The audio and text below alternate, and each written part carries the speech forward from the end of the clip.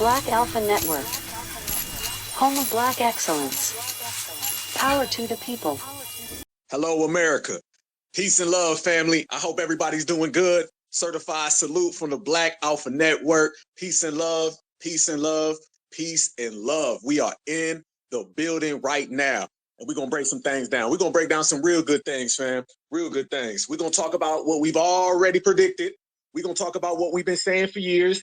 But, you know, just like everything else, don't nobody want to listen to FBA until it come crashing down on them. So, family, we have a Mayo on 7-Eleven crime right now, okay? We got Mr. Brad and Ken versus Mr. Habib right now, all right? It's going down, y'all. Get your popcorn ready. Sit back and enjoy the show because you see that FBA's been calling these people out. So I have a question for everyone. Does white America have a tether problem? Because, you know, we've been out here talking about tethers left and right, front and center, and people didn't really want to go there. They didn't really want to acknowledge it. Well, let's go ahead and acknowledge it right goddamn now. Yes, the hell they do got a tether problem. And it's good seeing everyone in the world having this little infighting back and forth and back. You got illegals calling ICE on illegals. You got Democratic shills fighting Democratic shills.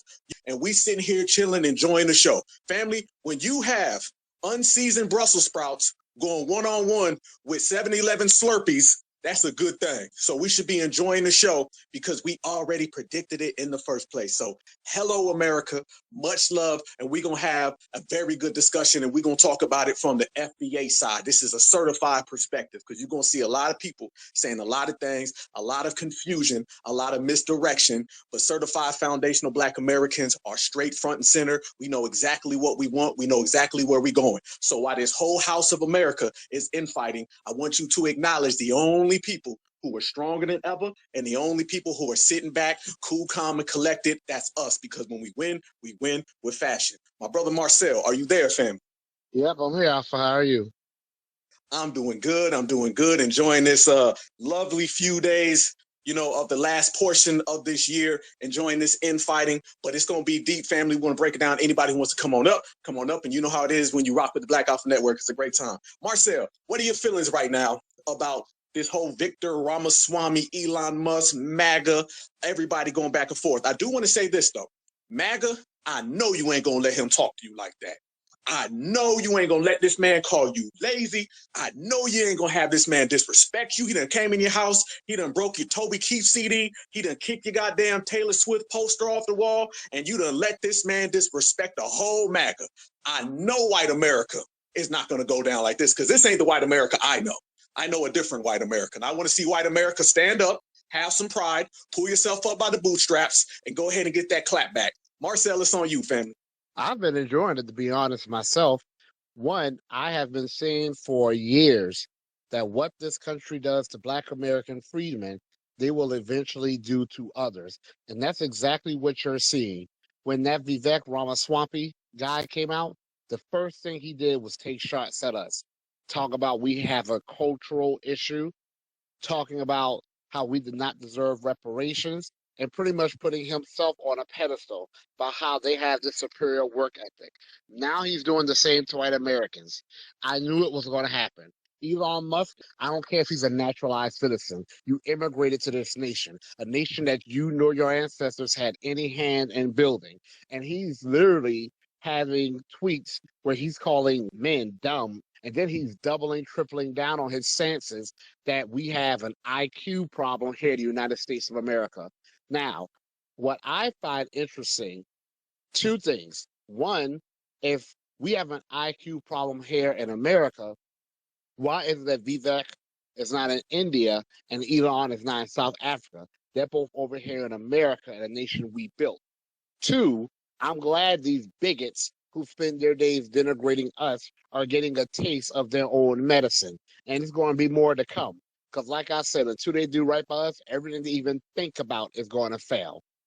I'm curious to see where this is going to lead, because you have some people who are truly standing their grounds. I've been saying mass immigration. I stopped saying illegal immigration. Illegal immigration is a problem, but it's not the only problem. Legal immigration that is out of control is a problem as well. I've been shouting that from the rooftops. I'm glad to see that message has caught on. I don't want our country to be invaded in any manner, shape, or form, illegally or legally. Brother, you've been saying that since day one. Yes, indeed, you have. What people have to see in America, you got two different ways to go with immigration. You're going to go to the Democrats, and they're going to have what they call low skilled immigration that predominantly affects Black Americans. You're going to go to the Republicans, and they're going to have what they call high skilled immigration, and that affects the MAGA crowd. That affects the dominant society. And you heard a whole lot about Julio during the campaign trail, but you didn't hear too much about the Victor Ramaswamys and the Elon Musk and all these tech jobs. But we're going to talk about that today because we're always right. American freedmen are always correct. And when America listens to us, they understand it on a different level. But we already have a speaker up here. Anybody who wants to come up, I see my brother Sage. Come on down, brother, because I know you do a lot of work out there in NYC, so you done seen a lot of these people. And anybody else who wants to have this discussion. But once again, foundational Black Americans, we called it out. Therefore, we got our popcorn and we watching the show. Speaker, you got your hand up. I don't even know how to pronounce your name, but it's all on you. Hey, can you hear me? Yeah, I got you. It's funny because I just love it when like our enemies throw the same tactics they use against us, they do it on each other. I love how the immigrant just turned on them. Like the arguments, oh, their culture's bad. That's one step away from saying they inherently have low IQs, the same stuff they used to say about us, and they're getting it thrown back at them. I just love to see it though. But now all of a sudden they want to cry about it. And I'm just trolling the hell out of them with their own logic. I'm just digging in. Like, hey, maybe it's a skill issue. You have a victim mentality. The same thing. But they should have seen it coming though. Because evil ought to have enough sense to not trust evil. Whoever you do evil with, they're going to do it to you too. So you better look both ways. So white people learn the lesson. I land my plane. Appreciate that. Appreciate that. Absolutely. I want Americans to understand that immigration has always been something that was on the forefront. But I also specifically want foundational Black Americans to understand that we've been calling this out. We've been saying it. My brother Marcel was always talking about mass immigration, removing the term illegal, because they like to use mass immigration as a weapon anyway. Does it really matter if the person's legal or illegal, if the dominant society is using them as a weaponized tactic against us? That doesn't really matter. Now you're just mixing and matching words. So when everybody was talking about taking Black jobs, people really were just kind of trying to run away from that. The Democrats ran away from it. The Republicans really just breezed over it to try to appeal to us. But now you're seeing what's going on with the tech jobs. What you're going to see next, though, family, you're going to start to hear a lot of these people trying to get us involved. I've already seen it. They're already out here saying, well, Black Americans, y'all need to wake up to this, as if we ain't been calling it out. But they're going to tell us that we need to get involved and basically put a cape on and come swing and save the day. No, the hell we're not. We're going to sit back and we're going to watch all of this play, and we're going to watch these people go at it left and right, one by one, and we're going to enjoy the show. FBA understands America right now is a big Netflix series. And I want y'all to know we only show up when we need to. And then when we do that, we put in work, mission accomplished, and we go back to that goddamn couch. Same way it was the couch during the election, and you seen what we accomplished doing that. It's the same exact thing we need to do while we watching these people falter. Watch these folks go at it, and then go back to the couch. I always say, you can stand on business by sitting on the couch. The last thing you ever need to do is get involved. A 7-Eleven Slurpee crime, a Jollof crime, a foo-foo crime. Leave all of that alone and sit back and enjoy the show. Now, I got another thing to ask you, though, Brother Marcel, in terms of tech jobs when it comes to foundational Black Americans, okay? We don't really get a lot of those jobs, and they've had us locked out anyway from a lot of that. So when people come and they speak about what is occurring right now, and they try to put us involved and try to implement those on Black Americans, what are your feelings, family, about how we are perceived in that world? Because anybody's been to Silicon Valley, there ain't a lot of Black people out there, not a lot at all. So how does this affect foundational Black Americans other than watching the theater? It's not just even Silicon Valley, it's everywhere.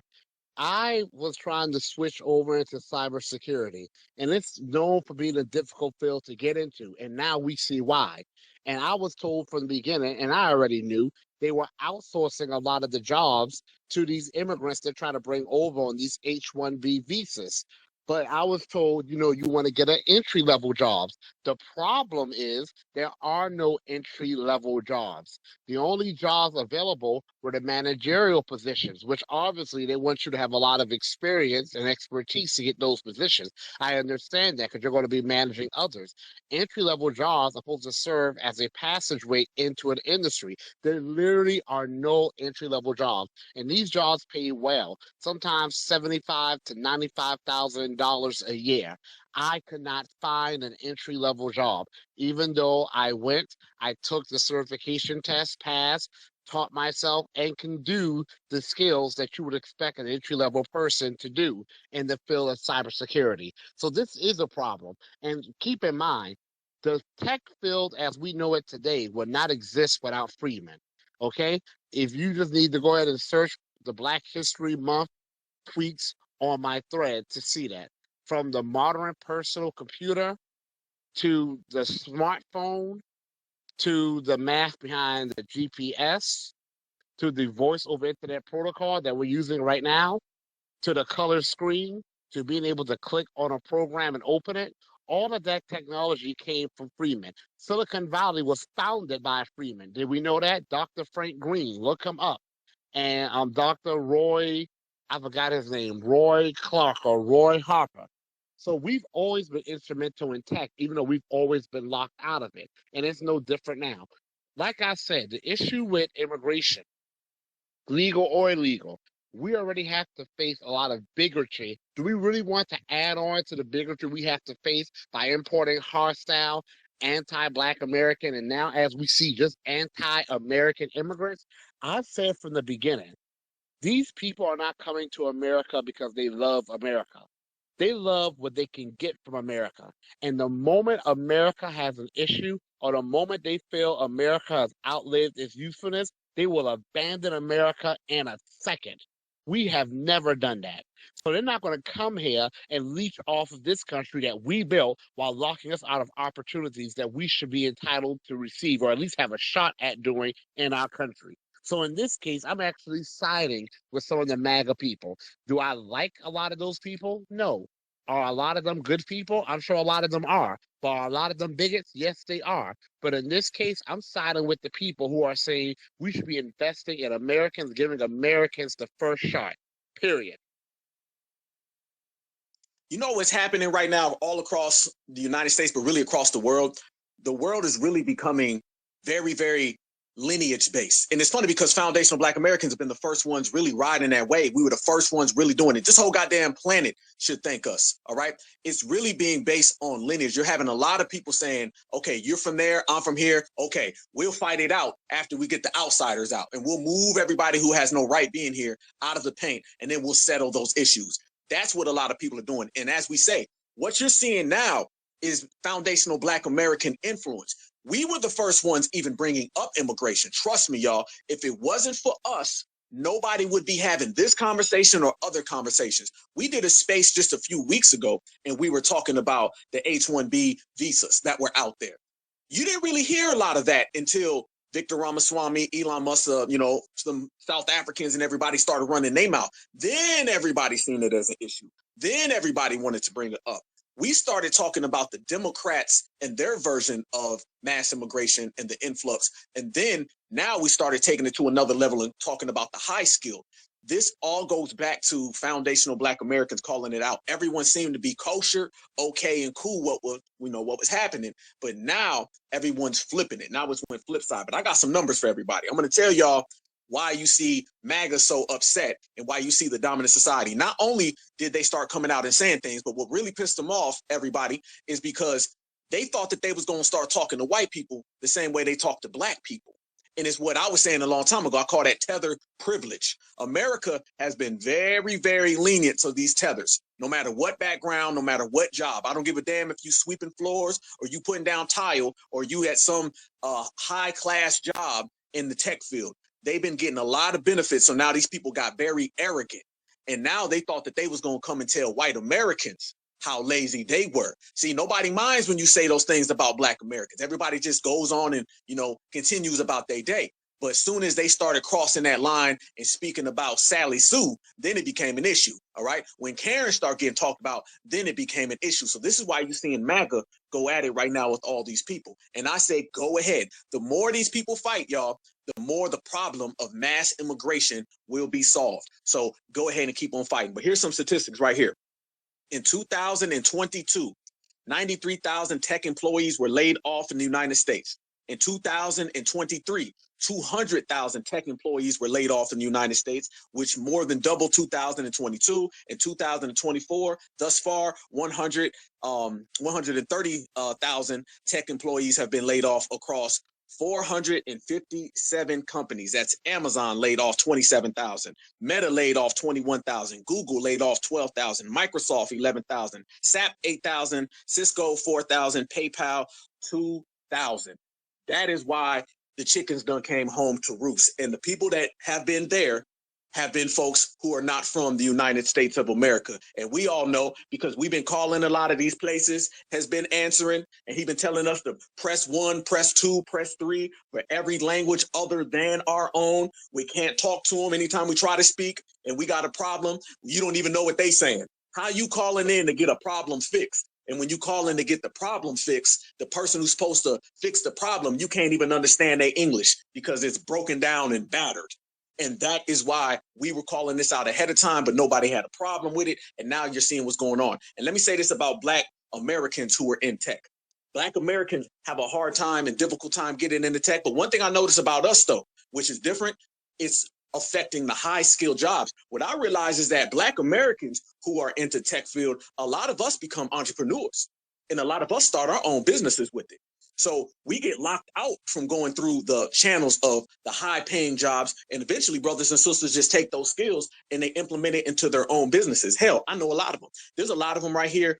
They learn the skills in tech. They particularly get locked out based on these problems. And then they just say, well, hell, I'm going to start my own business. So half of the tech jobs that you see Black Americans involved in are tech jobs that we created ourselves, just like everything. We can't get in, so we create our own. That's the foundational Black American way. Now, let me ask you this question, Marcel, about Elon.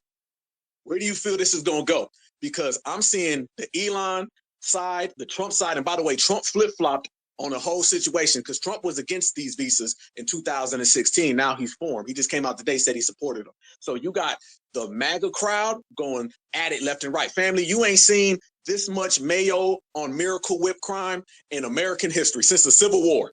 All right. Elon is somebody now that you're starting to see the dominant society in terms of the right.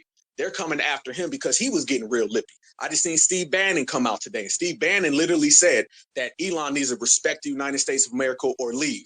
Same thing they was telling Julio. They telling Elon. So the civil war and the infighting is all there right now, and we're enjoying the show. But where do you think this is going to go, Marcel, in terms of the MAGA side that supports Elon versus the MAGA side that doesn't? And I know you're always talking about the leadership versus the average everyday working class person and that divide between the two of them. How you feel about that, fam? Well, the power is really with the people. That may sound cliche, but it is. So Elon may think because he has all these businesses, because he inherited his wealth, that he has all the power. He does not. The power is ultimately with the people. And in this case, I'm standing with the people who are saying that we should be American first. Okay? American first, not just America first, but American first. If you say that there's an issue with getting qualified people here in America, which by the way, it is not an issue, because if he has such a hard time getting qualified people here in America, then why the hell would you have people like Elon come here and start his business in America? Why is he not starting his business in South Africa and being based there? If it's such a hard time getting qualified people in America, then why does Vivek Ramaswamy not have his business in India? So I'm not buying that it's hard to find qualified people in America. No, it's hard to find qualified people in America who are going to be paid an insufficient wage that does not commiserate with the work they're going to do. And I heard Elon talking about he's willing to go to war on this. Okay, if he's willing to go to war on this, he's going to lose. That's the point right there. And Trump flip-flops a lot.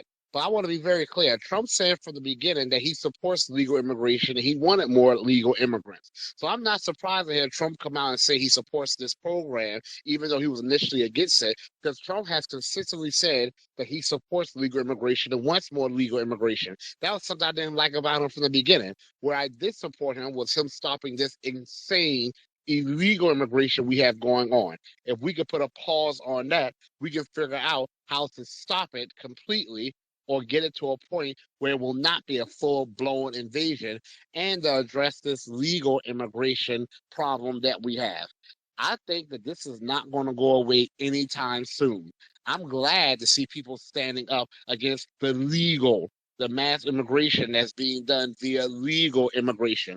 I also think, and I can't believe I'm agreeing with Steve Bannon, but Steve Bannon was right. Steve Bannon, I saw a clip of him going around. He was like, if Black Americans are 15 to 20% of the population, they should at least be 15 to 20% of the people in tech. He mentioned Hispanics as well, which is not a racial group, it's an ethnic group, but he pretty much mentioned how we have groups here in America who are not being given at least the opportunities to get these positions. I'm not saying people are entitled to positions, but we should at least be given the opportunity to get them. We should be given the education and the training to qualify for these positions and then be given the opportunity to apply for these positions. And that should be done fairly. That's not happening. Of course, Elon and Vivek will push for this H-1B visa program so they can get cheap labor over here, so they can get people over here who don't even have the opportunity or the right to leave their companies. Because when you come on an H-1B visa, you cannot leave that company. It's very expensive to get you over here, but it's very expensive for you to leave that company you're with. So you are pretty much latched onto that company for better or for worse. It's almost like a marriage that you cannot get out of until years pass by, because they do the same thing in the education field. So I'm siding with the people who are against this damn replacement agenda. And what I hope we are taking it seriously, because the tech field is a field where we can really make some good money. That's one of the reasons why I tried to get into cybersecurity. And I work my tail off. I study like I've never studied before. I kid y'all not. I cannot even articulate how hard I work to prepare for that exam and pass. I was going to go for another exam, but after I applied for like 70 to 300 something jobs, and I got people tell me that's not enough, but that was a lot for me, I stopped. I stopped. And unfortunately, I'm back in teaching now until I can build myself back up to go back into applying for these jobs and the jobs. I did more than that. I'm just throwing out a random figure. I did way more than 130 something jobs. I applied for job after job after job, entry positions. And everyone told me, go find an entry level position. That's what I did. There are none out there. And now we see why. The same we're being locked out of the tech industry, we're being locked out of other industries as well. So while some of us may not stand some of these MAGA people, because a lot of them are bigots, okay? Not all, but a lot of them are. Because when I made a tweet saying how Black Americans have been saying for the longest, a lot of them are saying, oh, if you are a white man, you can't find a job nowadays, you're being locked out. I said, wait a minute, hold on. Haven't we, freemen, been saying that for 400 years? That we've been locked out and y'all been telling us, stop your whining, America is perfect, our culture is the problem, pull yourself up by your bootstraps. Now y'all are saying it's a system that's locking you out, and Vivek and Elon are saying, stop your whining, America is perfect, your culture is the problem, pull yourself up by your bootstraps. How do you like it now that you're getting a taste of your own medicine? And some of them are still trying to justify discrimination against us, saying, well, Black Americans have lower test scores than white Americans, so in y'all's case, it's justified when almost 60% of kids are not reading on grade level. And when you compare the quality of schooling that a child is going to receive, white kids usually go to the best funded schools and schools that have the most resources. So there is no excuse for 6 out of 10 children to not be reading on grade level, and yet that is the fact. The most illiterate group in America, 35%. I don't bring that stuff up because I just try to focus on us getting what we deserve. But if they want to go there, I'm always ready to go there. So I get how some of us don't want to align ourselves with these MAGA people because a lot of them are bigots. Not all, but a lot of them are. But in this case, it's not about aligning with the people. It's about supporting the purpose. And the purpose that they're pushing for, making sure that we are not replaced, is a good one. Fire family all day. all day. It seems as if in the United States of America, step for step, you're starting to see mass immigration being broken down in a lot of ways. This is highlighting the second half of mass immigration.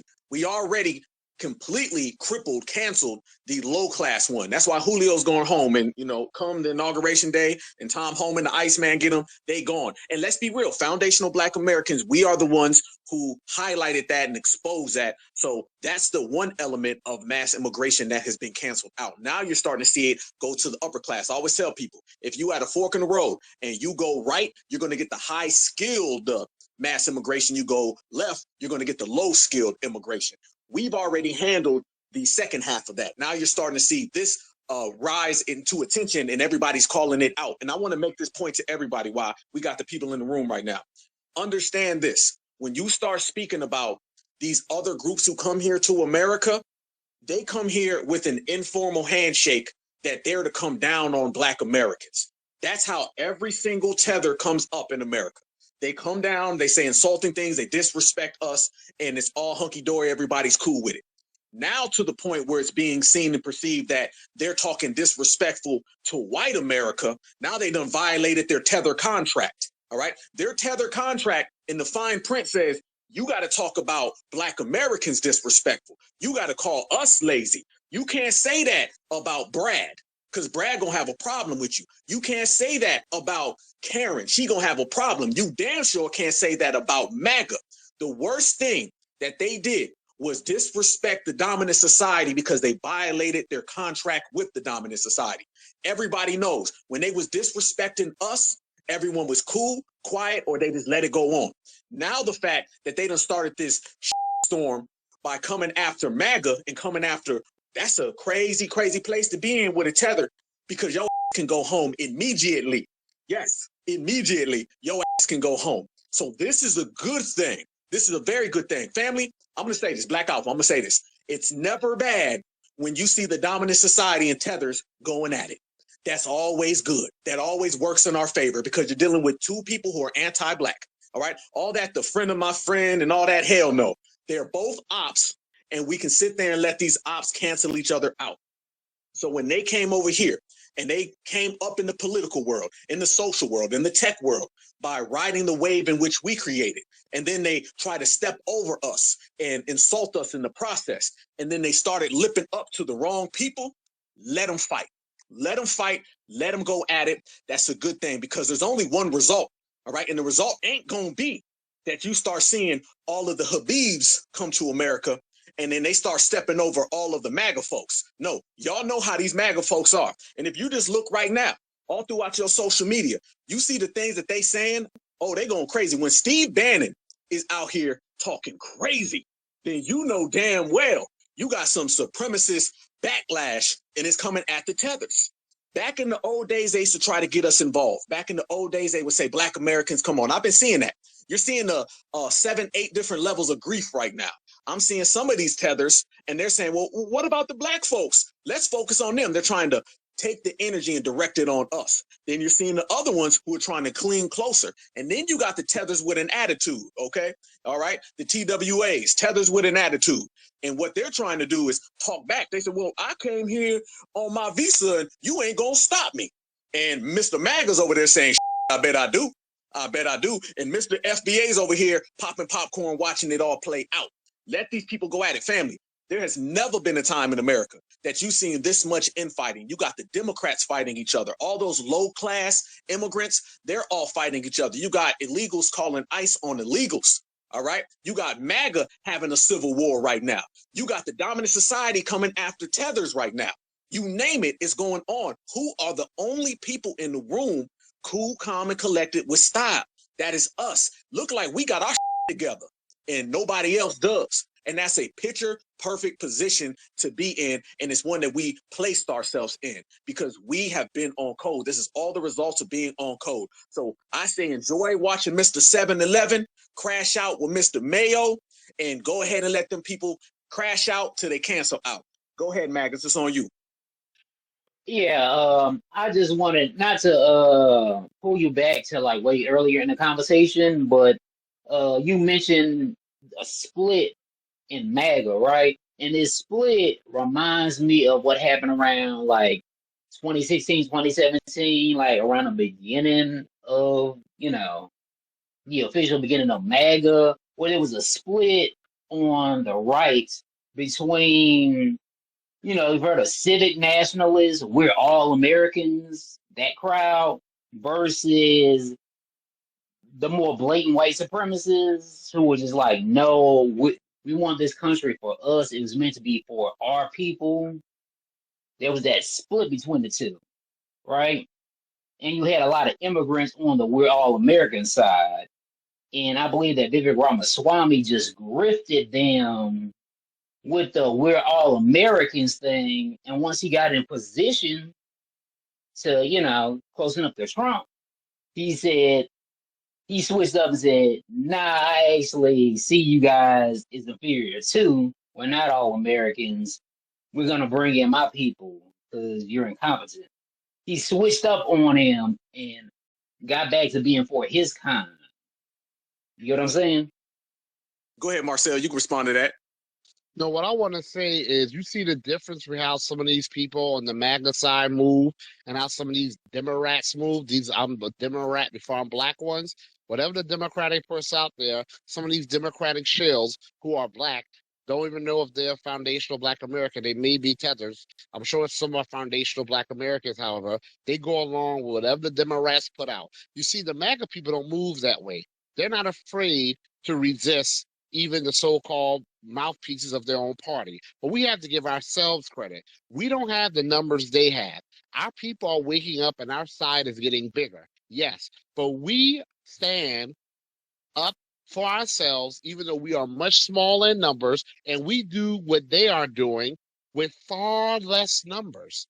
We have literally had Twitter on fire. We've had trending topics being a far smaller numbers, but speaking out against both sides, the Democrats, the Republicans, and even some of these anti-Black American MAGA people. So I want that to be a message to all of us. We need to be able to speak up against anyone that's not going in our interests.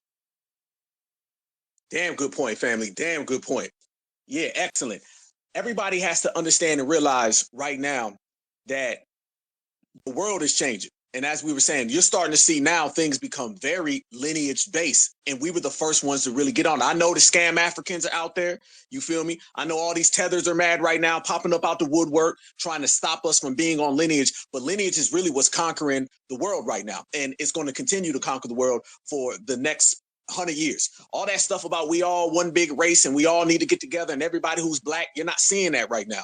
What you're seeing is these people are operating as their ethnic group. They're operating as their lineage. And this is how we're moving forward. I want everybody to see the results that we've gotten when we got lineage specific versus the results that we were not getting when we were race specific, which really isn't specific because now you're adding billions of damn people and half the folks who are melanated don't even say they black in the first place. But compare the results to what you got when everybody was saying we all black, opposed to us saying y'all be whatever the hell y'all want. We foundational Black American freedmen. We are specific to this lineage, heritage, and culture. That's where it's going. Follow what's been going on in Europe. All right. Anybody who's been watching what's happening in Europe, Europe has been on this for a while. All this immigration, infighting, the outsourcing of jobs, that has been going on in Europe immensely, to the point where Europeans wanted to get rid of the European Union. Okay. They wanted to get rid of the European Union based on the fact that too many immigrants were coming over there and they wanted to stop that train.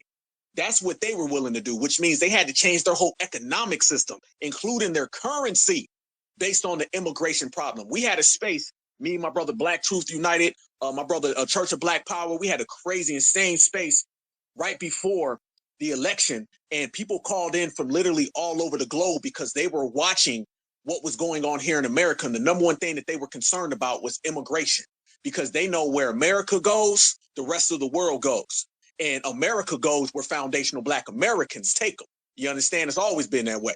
So the very fact that we have been the ones on the forefront calling out immigration, and now you see, family, that it's went all the way up to the top. This is all based on us. We created the environment. We created the atmosphere of calling out immigration and jobs being taken based on it.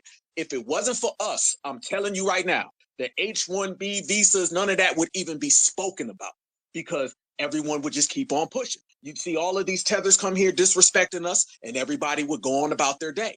Everyone's stopping now and saying, wait a minute now. Taking jobs from Americans don't make no damn sense. I mean, family, this has been going on for years. Why is it an issue today? It's not like it's a new problem. This problem's been going on forever. Foundational Black Americans have been the most affected by it. So why is it an issue to the whole country? Everybody's talking about Elon Musk, Victor Ramaswamy, 7-Eleven. Everybody talking about him right now. Donald Trump came out and had to make a statement about it. Why is it a problem now and it's been going on for the longest? That's because we highlighted it from the very beginning, even in areas where we don't necessarily get the jobs, we were calling it out. Brothers and sisters been calling out. Marcel, you one of them. This shows you the type of energy that we put out there and how the world is changing based on us leading the pack. So when you see this civil war going on and all this infighting, it's going to boil back down to lineage, all right? Lineage and taking care of Americans first. When we was running around here talking about we not American, we really Africans on that Dr. Umar Johnson, Dr. Kubar Vasquez, when we was running around here on that Pan-African train, it didn't mean nothing. The very fact that we have empowered ourselves by representing who we are, that's changing everything. And it's going to go to the point where American jobs for Americans, because nobody was talking about American jobs for Americans until we started highlighting that. Let me ask you a question, Marcel, because I heard you on Tariq's Space the other night. You were talking about the numbers in terms of how big we are of a lineage when you actually compare us to other lineage in the United States of America. What were those numbers? I know you brought up Germans, but what were those numbers, brother? So it's ancestry. So when self-reported ancestries, the census doesn't consistently record it, but they do sometimes. German American is number one. German American is the top ancestry in the United States of America. Black or African American is number two. 90% of the Black people in America are freemen or foundational Black Americans. Now you have some of these tethers out here who have cited a Pew Research article that says that 21% of the Black population in America is of immigrant background. Okay, that study gives a lot of information that they don't cite. Yes, 21% of the Black people in America have an immigrant parent who's a Black immigrant, but the other parent is a Black American. So they're still foundational Black American. They're still freedmen. So we are still 90% of the Black people in America. So we are the second largest ancestry in the United States of America. We're 24.9%, you might also say 25%. 25% of all ancestries in the United States of America. May I say something, Alpha, real quick about what's going on? Does white America have a tether problem? I want to say we don't need to be trying to save anyone, however. Yes, let's save ourselves, okay? Let's save ourselves because white America invited these problems. Understand, the first source of mass immigration in white America was to directly hurt us. They wanted to widen the country and hurt us. And they allowed these immigrants to come into America to act in opposition against our labor unions, to do awful race riots against us. You know, these people are cowards. They don't come against us when it's fair or fair grounds. So they will outnumber us in certain areas. They will launch these race riots against us. America allowed that.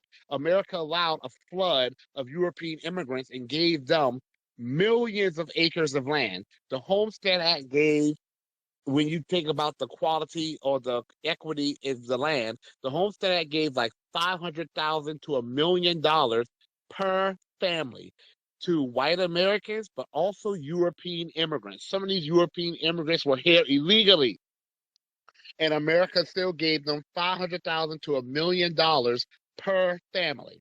So America invited this problem. America did not consider Italians or Irish people white initially, but they eventually did. America allowed East Indians like Vivek Ramaswamy to call himself white. America makes it to where North Africans, some who are Black, are classified as white. So yes, white America does have a tether problem, but the same way we sort of have invited our own tether problem by trying to call everyone black and saying that we are all family, because we did that because we thought that they would be on our side. We didn't have any governmental power, but we thought that these people were going to ride with us, and they have not. White Americans did. They invited this problem on themselves, and they did it to hurt us. Mass immigration was fine with them when it was hurting us. Elon and Yvette were okay with them when they were taking shots at us. Now they're taking shots at everyone. So yes, white America does have a tether problem, but it's a self-inflicted one because they wanted to artificially boost their numbers. If you took out the East Indians, if you took out all the people from the Middle East, if you took out all the people from North Africa, if you took out all these Hispanics who look like you, Alpha, or they look like me, but they're calling themselves white, the white population would crater, but it will actually probably be a true reflection of the numbers that they have in this country. But they want to encompass or involve or include everyone underneath the white label to try to artificially inflate their numbers and to try to hurt us. So they have a self-inflicted tether problem that they're going to have to solve. And I'm not one that's going to save them. I'll stand alongside those who are pushing against the replacement agenda, but I will not stand up and fix their self-inflicted tether problem that they caused to try to hurt us. Don't save them. They don't want to be saved. That's what I'm talking about, brother. Straight up. Good point, family. All fire. You know, it sounded a whole lot like Cuba in Puerto Rico when they were trying to whiten up the population and say someone like Fidel Castro comes in there and he says everybody's going to get it. And then next thing you know, you start seeing them banana boats and everybody was being shipped off. It's all a reverse effect. What goes around comes around. What goes up must come down. So it's good watching it. I got my brother Black Truth United up in here. It's all on you, family. Certified salute. Can you hear me? Sound good, brother. Salute, Brother Black Alpha, Brother Marcel, everyone else in the room. I cannot believe you made a whole entire space about me. How could you? This is unfair. I'm going to run each and every one of you down. No, I'm just kidding, man. No, I brought a whole bunch of receipts. I don't know if you want me to put them into the Jumbotron, but I have the remittance for 2024, 129 billion sent to India in remittance alone, sent to India. I also have here, this is just one university, which is quote unquote well renowned in India. They sold 36,000 fake degrees. They were caught. This is one university alone. So we're talking about them importing a whole lot of unskilled labor. We're talking about them going off of false pretenses to import many of these people in. That's why you have people who are in medical fields and tech fields and they don't know what the hell they're talking about. You're confused, they're confused. It's a whole mess. And part of the reason why we need to get these H-1B visa holders and all the other tethers and illegal immigrants out of here is because of another thing that I posted in here and into the pill. I don't know if you want me to post these in the Jumbotron, but more than half of recent four-year college graduates are underemployed. For those who don't know the difference, unemployed means that you simply do not have a job and you are reporting it. I think it's like within the past 4 weeks, you're proving that you're looking for employment, that kind of thing. Whereas underemployment is when you have qualifications. Let's say you have a cybersecurity certification, or you have a doctorate degree in this or that, a science degree, where you should be working in a lab, but instead, you're flipping burgers, or you're delivering delivering pizzas, or doing something that is well beneath your skill level. And so what happens is eventually you lose those skills, eventually others pick up those jobs, and then you're unable to land skilled labor, and you're forced into lower levels of the society while they get boosted up, while they get all kinds of benefits that you could never you could never dream of getting. I mean, we're talking about billions and billions used in these different cities that went to not only housing, but all types of programs. The free, what do they call it? The free healthcare. Remember in California, they made it law where the taxpayers had to pay for the legal fees of the illegal immigrants. I mean, they were given a legal fund.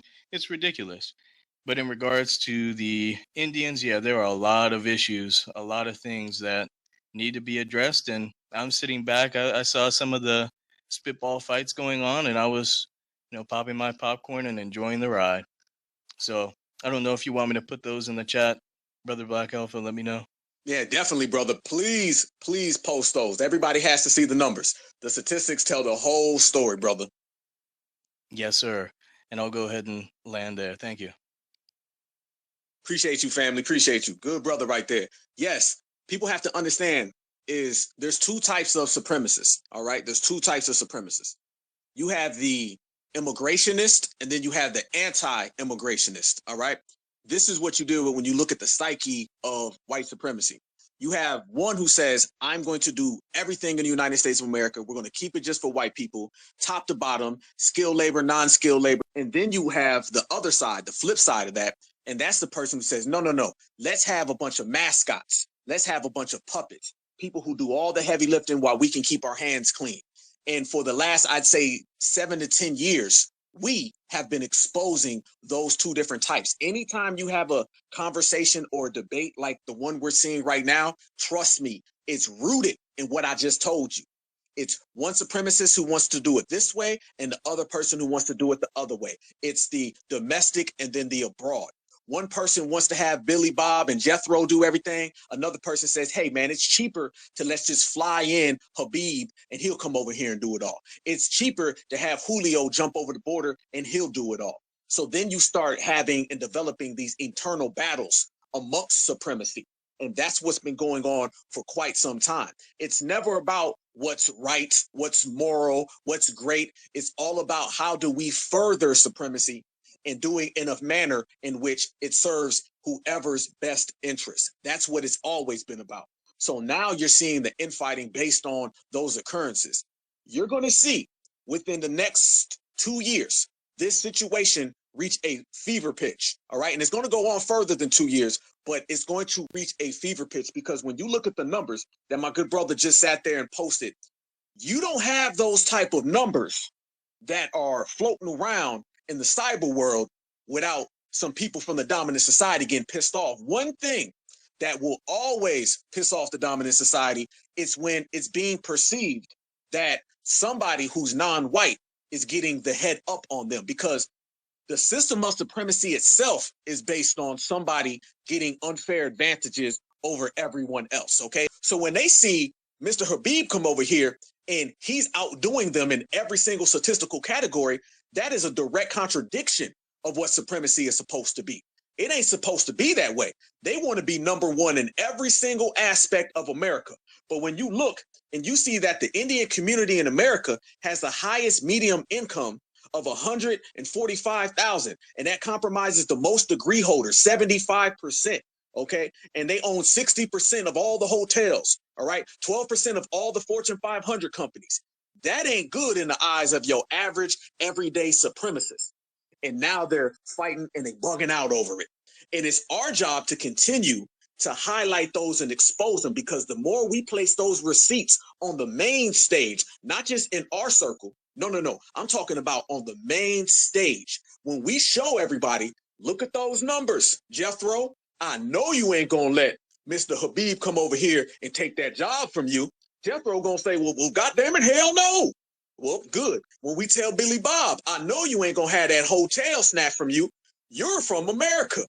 It's called being an instigator. And goddamn it, I love instigating. I'll be in here flipping pancakes. All right. That's what we are supposed to do. Who we're sitting here instigating, having a problem, it benefits us all the way across the board, because one, the dominant society is always out to suppress and oppress us. And then on the flip side of that, all of these puppets and mascots, they come over here and want Tether brownie points. So we win either way. And this is what I want brothers and sisters to understand. Be strategic with your maneuvers, be strategic with your approach. And if you see two people going at it, take the receipts, post them up, and then start pointing fingers and then pop your popcorn. Go ahead, Marcel. I do want to say something. I have been seeing a lot of people from Canada and the United States of America saying that once Indians get in a position, all they hire are other Indians. Now, let's be very clear. Their motives for doing that are not puritanical. They know they could, you know, pay them insufficiently, things of that nature. Yes, but still, they get their people in there. So for our people who might be in tech or might be in another industry, are we looking out for our people the same? We don't want to bring our people in the industry just to abuse them. No, I would frown upon that.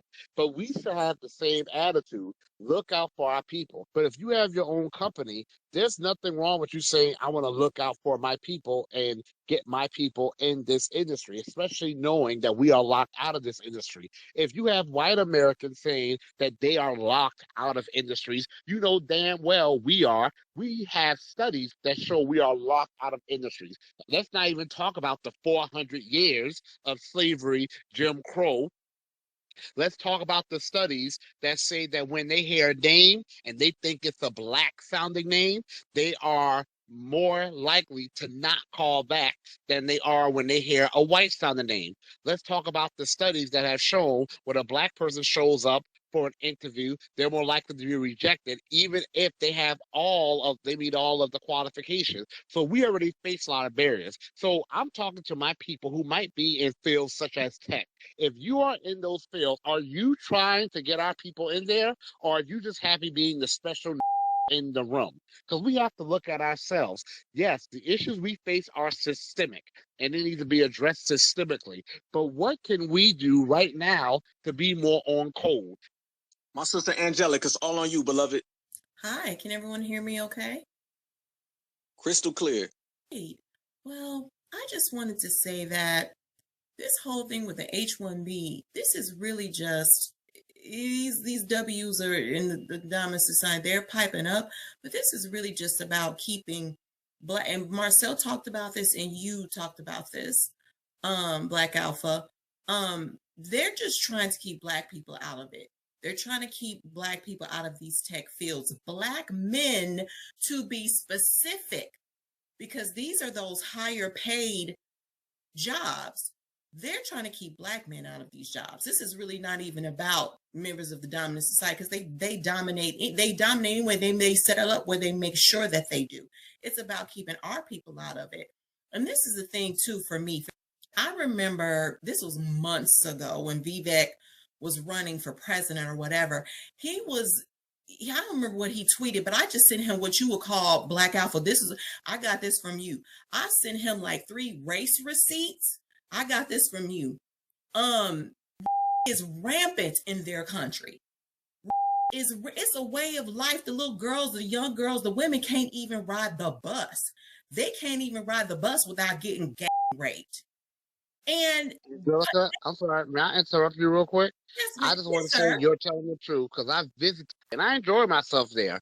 I'm not going to even get started on the filth I saw, but I actually enjoyed my time. But you are absolutely right. When I took the trains or the metro, they had entire carts where men could not enter for women only. And when I asked my friend why, he said because is so bad that the women don't even want to ride the train with men. Women could ride the train with men, but men could not ride the train with women. Sorry, Angelica, I didn't interrupt your train of thought. I just wanted to give my own personal experience. I have visited. Don't even get me started. Yes, sir, absolutely. And so we got over there. I sent Vivek. I sent him like 3 back-to-back receipts, and I don't know whether he saw them or not, but he knows because he knows what's going on in his home country. And then the issue of public defamation. You really don't hear people talk about that one. We hear about Nigeria, and you hear that one. They don't talk about that one at all. They actually. It is to the point people are more likely to have a freaking washing machine than they are to have a toilet over there. And I'm like, and I forgot the other one that I sent. It was something about the poverty or something like that. I'm like, How you gonna say anything about us as a culture, as a people? And you sitting up here talking about us, well, we work hard, we have this ethic. Use that ethic back in your home country, sir. And I just want to leave it there. Thank you. Yeah, let me tell you, public defecation was a problem. Matter of fact, before I arrived, I went to visit. I forgot where I went. I rode the horses. I forgot where I was. The poverty, don't get me started. Everywhere I went, I had little kids and women and sometimes men coming up to me begging me not for money, but for food. Don't get me started on the poverty and the lack of development and the lack of infrastructure that I saw. People like to talk about, oh, the hoods in America. The hoods are a damn paradise compared to what I saw over there. Respect, family. Yeah, see, that's the thing. That's the thing. None of this has anything to do with who got the skill and who doesn't have the skill. It's about who's being handpicked, hand selected, and elevated. Because everyone knows that we'll wash any of these people in any form. You put us on any platform and we'll outclass everybody. So it shows you that these people from their failed homelands, and by the way, if these people are so skilled, how come their homelands ain't ever so skilled? How come you don't see any of this reflected back where they're from? Look at the statistics about these people here in America and then go look at their homelands. It's literally vice versa. It ain't nowhere near the same. So it goes to show everybody that this is a system at play designed to elevate folks from somewhere outside of these borders over people who are from inside of these borders. That is simple and plain. And we've been exposing that and calling it out. That's why it's such a big deal and a big issue. And I continue to tell everybody that we should make sure that we put the stamp and we make sure that we put the receipts on the table, because that's what's changing every single thing. But let's keep the hands moving. My brother Nas is on you, family. Yeah, man, what's going on, man? I saw y'all were in here, and I said, man, I gotta come in here, man. I was in another room like earlier today, bro, and y'all know how it is when you go in a room and they're trying to pretend like they're giving you like it's an open discussion, right? So I was in George Santos' room, and he had legal versus illegal. And I'm sitting there waiting to talk. One of the people I was co-host, they follow me. So I say, hey man, get me up there. She's like, oh, George don't, he told us just the co-host, not to put nobody up there. Dude, they put me up there for a second.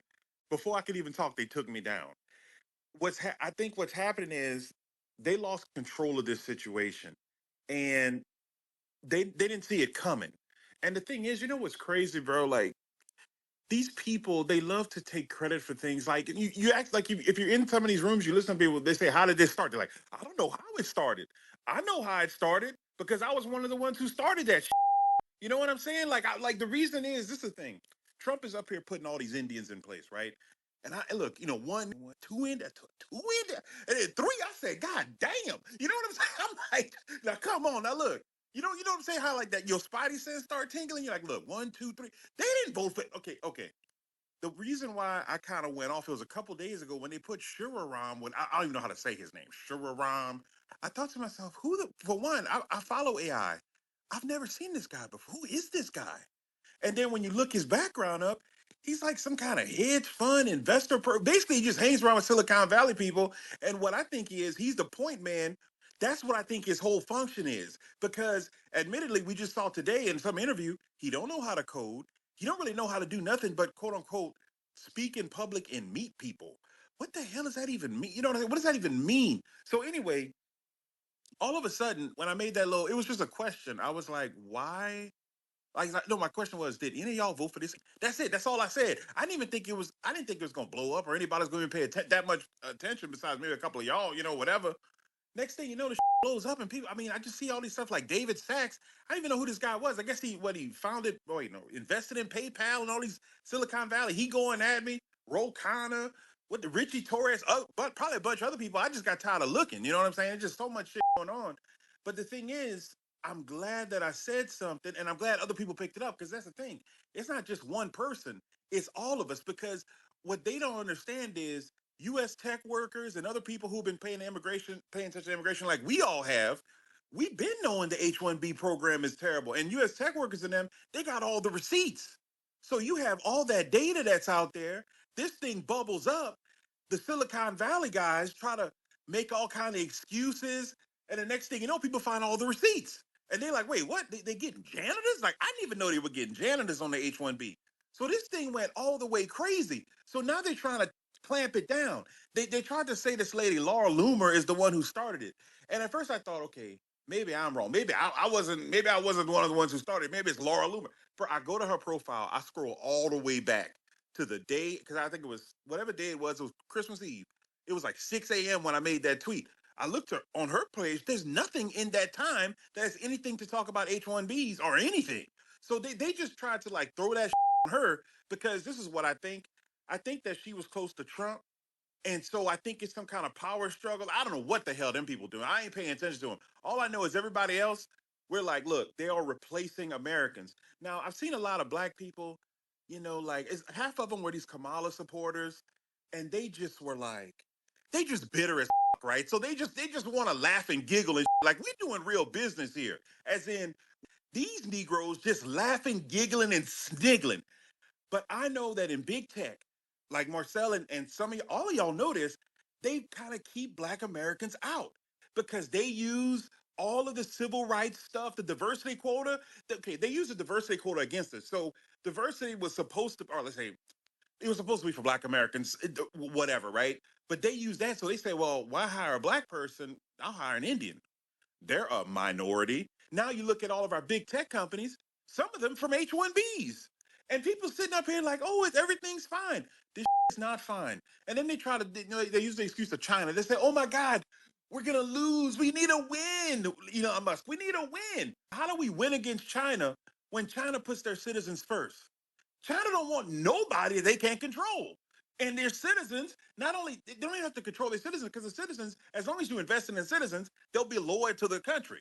So all they're doing is investing in their researchers, and they are moving ahead. They're getting stronger. Same thing with Russia, while we're getting weaker, because all of these foreigners have installed themselves in power positions to then suppress us. And I see some people, look, some of these people, because the Republicans that are like corrupted or whatever, or they get big X checks, whatever, they're trying to think, oh guys, let's focus on the illegals. We got millions of illegals. Why are we worried about these 85,000 H-1Bs? I'm like, the 85,000, which is like what, in 1 year, there's more than that. But all those people, they're getting put in power positions. No offense, it was them. I mean, we can't afford to have another country take control of our country. That's why we didn't let Kamala get up in there, trying to pretend like she was black. She almost finessed us. Well, she finessed a lot of people at what, 1.5 billion? But she almost finessed the whole country. So we're thinking, oh my God, we can breathe a little bit. Next thing you know, you got Vivek sitting up there talking about Doge and all this. So now we're putting two billionaires in charge of, quote unquote, cutting the fat when it comes to the government. I mean, it's just, man, it's crazy out here. But I'll tell you this, man. I'll tell y'all this. It always is going to come down to the citizens. At this point, it's the citizens, because we got to stand tall against this chaos. Nobody else will. You know what I mean? It's not going to be these people that are corrupted. They get big X checks or whatever, or the Silicon Valley assholes, or the foreigners, because the foreigners exist only to serve themselves. So it's a crazy situation, going on right now. But look, we're gonna get these illegals out here next year. That's great. But I'm thinking to myself, the thing they don't want you to do sometimes is a thing that you should be doing. So yeah, we can on one hand be getting the illegals out, but we gotta get this legal stuff right. As in I think we should eliminate the H-1B program completely. It's fraudulent, it's anti-American, and if it's anti-American, that means it's anti-Black American. And so it is what it is. But anyway, that's that, man. I just, I had to take a lot of breaks because this is chaotic out here. But anyway, yeah, I'm gonna just stop right now. Yeah, no, I saw that tweet you made about the guy that Trump hired to be an advisor about his AI policy or whatever. It got like millions of views, and only then did Laura Loomer jump in. And they're trying to give her credit because y'all, that's the part of the game. Never give us credit. Never give us credit for anything. We just defeated one from assuming the presidency. Kamala Harris. They're not trying to give us credit for that, even though the analytics that have been released have made it very clear it is because of Black Americans, the freedmen that she lost. If she would have had a 2% increase in voter turnout, she would be the president right now. Just a 2% increase in Black voter turnout. Excuse me, Black voter turnout. She would be president right now. We are the reason she did not win the presidency. We are also the people who have waken up this debate about not just illegal immigration being a danger, but legal immigration. Because who have been the ones that have been most detrimentally impacted by this mass immigration invasion? It's been us. Okay? It's been us. I just said, I'm not sure how long you've been in the room, but I just said how I tried to transition to cybersecurity because God, goodness knows I want to get the hell out of teaching, and people were always telling me, go for the entry level roles, the entry level roles. There are no entry level roles. And these roles pay like $85,000 a minimum on average. And there are none. None. There's only managerial roles. And I come to find out, and I knew this from the beginning, but it's been confirmed that a lot of this is happening because these companies are outsourcing these jobs to the H-1B recipients. Okay? America has 330 to 350 million people. There are many qualified Americans. And if Americans are not qualified, what type of education are we giving Americans that's making them unqualified? But you're not going to tell me that America, where people like Elon immigrated to, people like Yvette, his parents immigrated to, we are suddenly unqualified, but they're sitting up in our unqualified country. You're not going to tell me that in America, where our literacy rate is far, far, far higher than India, but somehow India has all the qualified people and we don't. You're not going to tell me that in America, where we were feeding ourselves just fine, but all of a sudden we need a hordes of people from Latin America, Asia, Africa, and the Caribbean to come and feed us? Give me a break. I'm tired of this whole immigrants built America and they're necessary for America to thrive nonsense. But you know what? The white people did that. White people were the ones going around saying immigrants built America because a lot of them are descendants of Ellis Islanders. And the reason they were saying white people built America was because they wanted to discredit us. They wanted to discredit us. So they did it out of anti-Black American hatred. So because they were putting these immigrants up on a pedestal, it's coming back to kick them in the behind. That's why you have immigrants like Elon Musk and that America has an IQ problem. People like Vivek Ramaswamy. You're the ones who made them that arrogant. You did by putting them on a pedestal instead of uplifting actual Americans. I'm not sure who's next. I'm not sure if it's you, Church, or I'm not pronouncing your name. Os Solj. I'm not sure how to pronounce your name. So I'm not sure which one of you were here first. Hey, I just want to say something. I got to bounce real quick. I'm going to try to come back a little later. Thank y'all Okay. very much. Thank you. AUHSOJR. It's on you. Unmute your microphone, please, and speak. AUHSOJ. You have your hand up. It's your turn to speak. Unmute your Yeah, microphone. my bad, brother Marcel. Yeah, it's Joshua. It's just Joshua backward. I just want to come in and confirm you do got a movie on Prime Video, right? Is it Tethers? Yes. Yes. Okay. I just want everybody in It's here not to. mine. It's It's not not my yours. movie. No, it's not my movie. I'm interviewed in the movie, but I'm in it. Yes, I'm in it. Oh, okay. It's No, a it said because it documentary, said but it yeah. was your movie. It was your documentary. So that's why I was gonna tell everybody go in there and check that out. No, it's not mine. It's an interview style documentary, and I'm the person that's being interviewed. I'm the key person being interviewed. But no, it's not my movie. But a lot of people have seen it already, and yeah. Okay, I land. That's all I want to know. Thank you, brother. Oh, well, thank you for that. Thank you so much. But in any case, like I was saying, we are really waking a lot of things up, y'all, but they're not going to give us credit for it. They're not. Okay? But this situation here, we have helped to wake this situation up. We really have. Because think about it. When Kamala Harris was running for president, what was the main narrative that was coming from us? It was that she was cosplaying as a Black American, a freeman.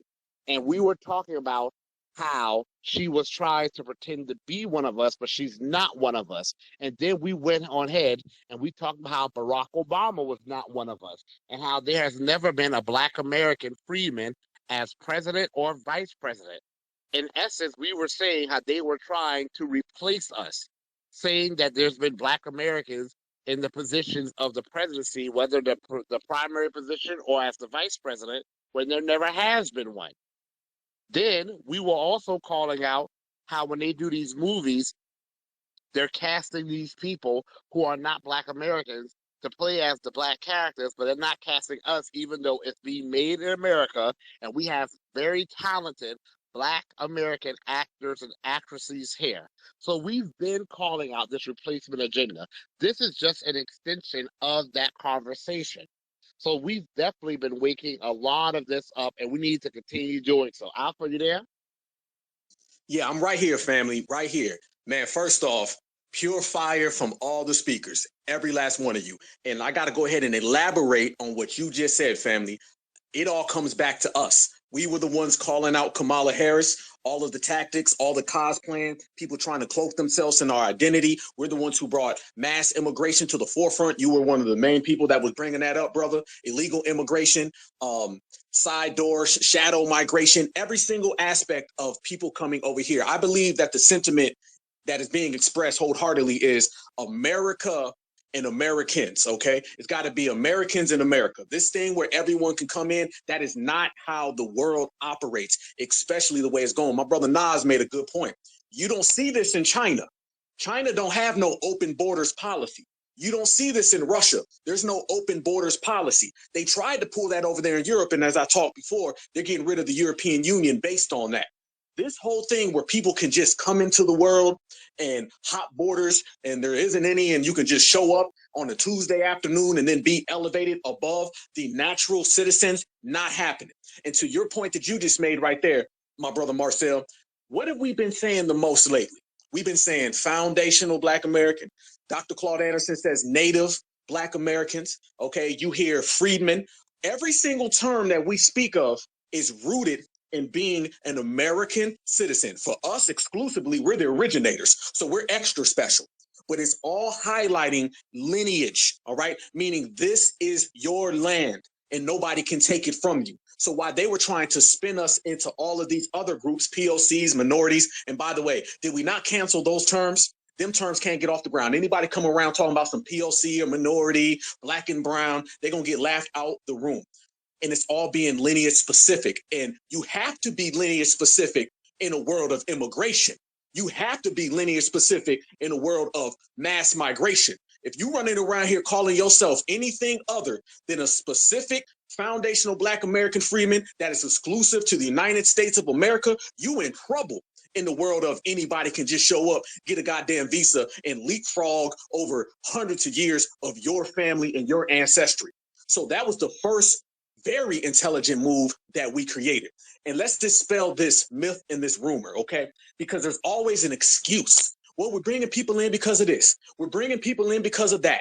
They don't really want to just come out and say, we're bringing people in because we want to elevate them above American citizens for cheap labor, all right? Everyone knows that.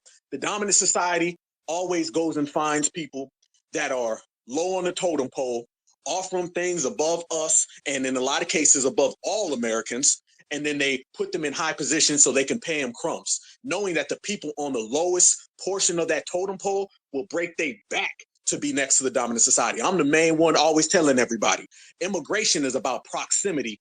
Let's never forget that aspect of it. Of course, it's about coming over here and benefiting off America. Of course, it's about getting something for free. Of course, it's about all the benefits that they receive. But in their brain, their psyche, they want to come over here and be next to white Americans. That's what it's about. They look at America and all the white people in America as heaven on earth. Why do you know this? Because every time they come over here, the first thing they do is they try to snuggle up next to the dominant society and try to go get them a date. So they're willing to do anything to be next to Karen and Ken. That's the mentality of these people. And if they can get some crumbs on the side, they cool with it. But there's this myth out there that America picks the best people throughout the world because if we don't pick them, then another country is going to do it. They try to make it look like it's a marketing thing, like it's some type of competition. Let it be known, there is no competition for high-skilled workers in the world because China doesn't give a damn how good you are. You ain't coming to China unless you are Chinese, all right? Russia doesn't give a damn unless you are Russian. So this fake thing that they tell us that there's some type of competition on the global market. And the global market is out there saying we need to get the best people from around the planet. We need to cherry pick all the good workers because if we don't, someone else will. Hell no. Hell no. How do you know this? Is because the majority of people who come to America, they come to the United States. They don't go or even look at another place to take their business to. All right. Immigration floods directly to America at 99%. You do not see this anywhere else. Whenever you talk about places like Europe, they get a bunch of people trying to run into their country, low-skilled people who show up. All right. A bunch of dusty tethers. That's really what they get. Anywhere else, it's always low-skilled. America wants the low-skilled, the middle-skilled, the high-skilled. They want everybody to come. Donald Trump was even saying that during the election process. He said nobody has this immigration problem like we do. But Donald Trump, he was fronting because he's absolutely okay with it being high-skilled people. So he was doing a whole lot of lying to the MAGA supporters when it went down. I think me and my brother Marcel and Black Truth United, my brother Nas, all of us right here, we don't put a split between low-skilled or high-class immigration. We say send all their asses home because it's all the same to us. So whether you're taking a job from a Black American at Walmart as an electrician, as a plumber, or you're taking it from a high-paying tech job, you're still taking it from a Black American, so send them all home. And you're starting to see a wave of America for Americans. That's why I keep stressing the point. Being lineage-specific was amazing because you couldn't have this Trump card, no pun intended, if you was running around here saying you're African or you were a POC. You have to let it be known that we are from the United States of America. We are the foundation of this country. Therefore, what we say goes. Therefore, sending these people home benefits us all the way across the board. But let's keep it going. My brother Church, are you back up, family? Yes, sir. Can you hear me? Man, I hear you, brother. You know, I was waiting on you, family. Go ahead, brother Cook.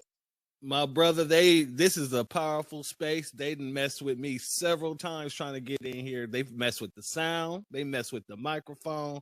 So there's a lot of powerful stuff being set up in this space, just to let y'all know. But I want to... But Church, maybe say this real quick. You just made a good point. There have been people saying that Elon Musk has been suppressing people's reach if they have been criticizing him on this issue. So it's funny you say that, because what's that lady's name? Laura Loomer. She's one of those far-right people, saying a bunch of sometimes even anti-Black American racist stuff just so she can get clicks. You know, they can't rise without us. Like, we're the only time they get attention. And she was saying that she lost her blue check mark and that she's being shadow banned because she's been criticizing Elon Musk. So it's very interesting that you've mentioned that. Yeah, man, I'm over here like Michael Jackson in the theater with my popcorn. This is hilarious.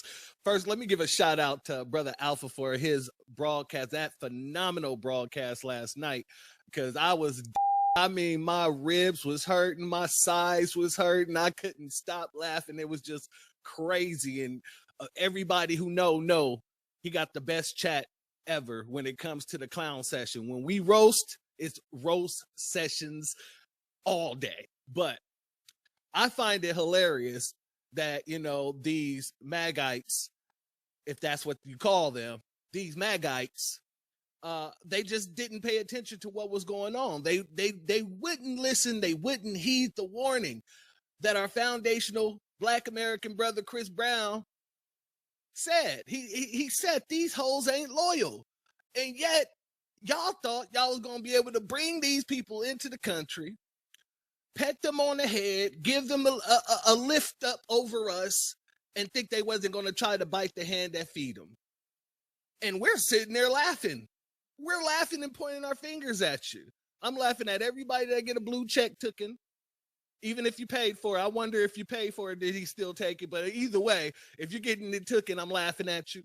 If you were out here capping for Elon Musk when he was out here talking about, everybody came from slavery, I'm laughing at you.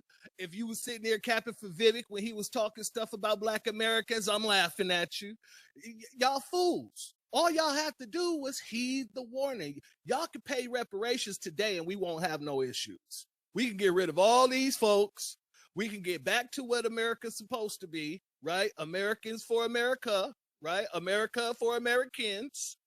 Or y'all can continue to go through this hardship. Y'all gonna find out fat meat is greasy as hell. And these folks have no problem. The nerve of this man who was propped up by you Magites to come at you and call you dumb in so many words. Well, we wouldn't have to be here, if America's wasn't, watching, Saved by the Bell and glorifying, Slater over Screech. What the hell does any of that have to do with anything? If you were that damn great, your country would be that damn great. People wouldn't be shitting in the streets. I mean, you have to come here in order to be great. And you're not really great. You're mediocre. And while he's sitting there, there was something that Vivek posted talking about how America's a meritocracy. That's some bull stuff. Because as soon as you come over here and you start talking greasy about us, that's when everyone wants to elevate you. Now people got a problem when you turn your face at them. Nah. That's why I've been telling all my family that's been asking about it. I said, just sit back and laugh. Don't try to take sides. Don't try to say, Elon got a point. Don't say Vivek got no. Let the Magites and the puppets fight it out. And I'll land with that. I like that, MAGA, brother. I like that. Yeah, that's exactly the way you play the game, family. That's exactly the way you play the game. Magus, it's on you. Yeah, I just wanted to say that me personally, like whatever it takes as far as major agendas worth pushing, I would want like just a complete halt to all, not just clamping on illegal immigration, like home minister adjustment, which I love, but also kind of putting our foot down even when it comes to legal immigration going forward. As soon as he gets in, like if there was a way that could be done or pushed for, I'm all for like zero legal immigration, like no new people. Much respect, family. Yep, absolutely. Because at the end of the day, when you are operating in the system of supremacy, an immigrant or a migrant is just a puppet, a token to be elevated above us. Like Marcel was saying, this all started based on that. If you really look at immigration and migration in the United States of America, you can trace it all back to people trying to be elevated above Black Americans. That's what it's always been. You go there. I got some brothers and sisters right now that are from Florida. Everyone knows what went on in Florida in terms of the Cubans coming in, particularly in the late 80s, early 90s. A lot of people understand what was occurring back then at that time. And it's not just there, though. That's just one example, but it's a microcosm for the whole United States of America. You can trace immigration in the system of supremacy as a weaponized tactic against Black people. That's what it's always been, and that's what we see now. Problem is, it's just like any issue. When you let it fester and you let it go ahead and boil and burn, it's eventually going to come back and turn on you. Family, are y'all seeing some of these posts on social media? I'm telling you, these tethers do not get it.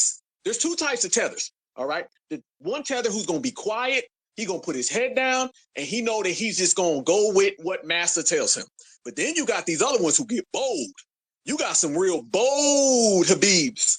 There's some Habibs out here, and they talking super reckless. And I'm here to let you know, Habib, they not playing with you. Don't allow the supremacist who gave you that visa so he can make money off of you. Don't allow him to gas you up. Don't allow that to happen because it's going to turn on you. And I'm seeing some of them in social media, and they saying things like, I ain't going nowhere. I'm going to stay here. I'm going to run my 7-Eleven, and y'all just going to have to deal with it. Americans is lazy.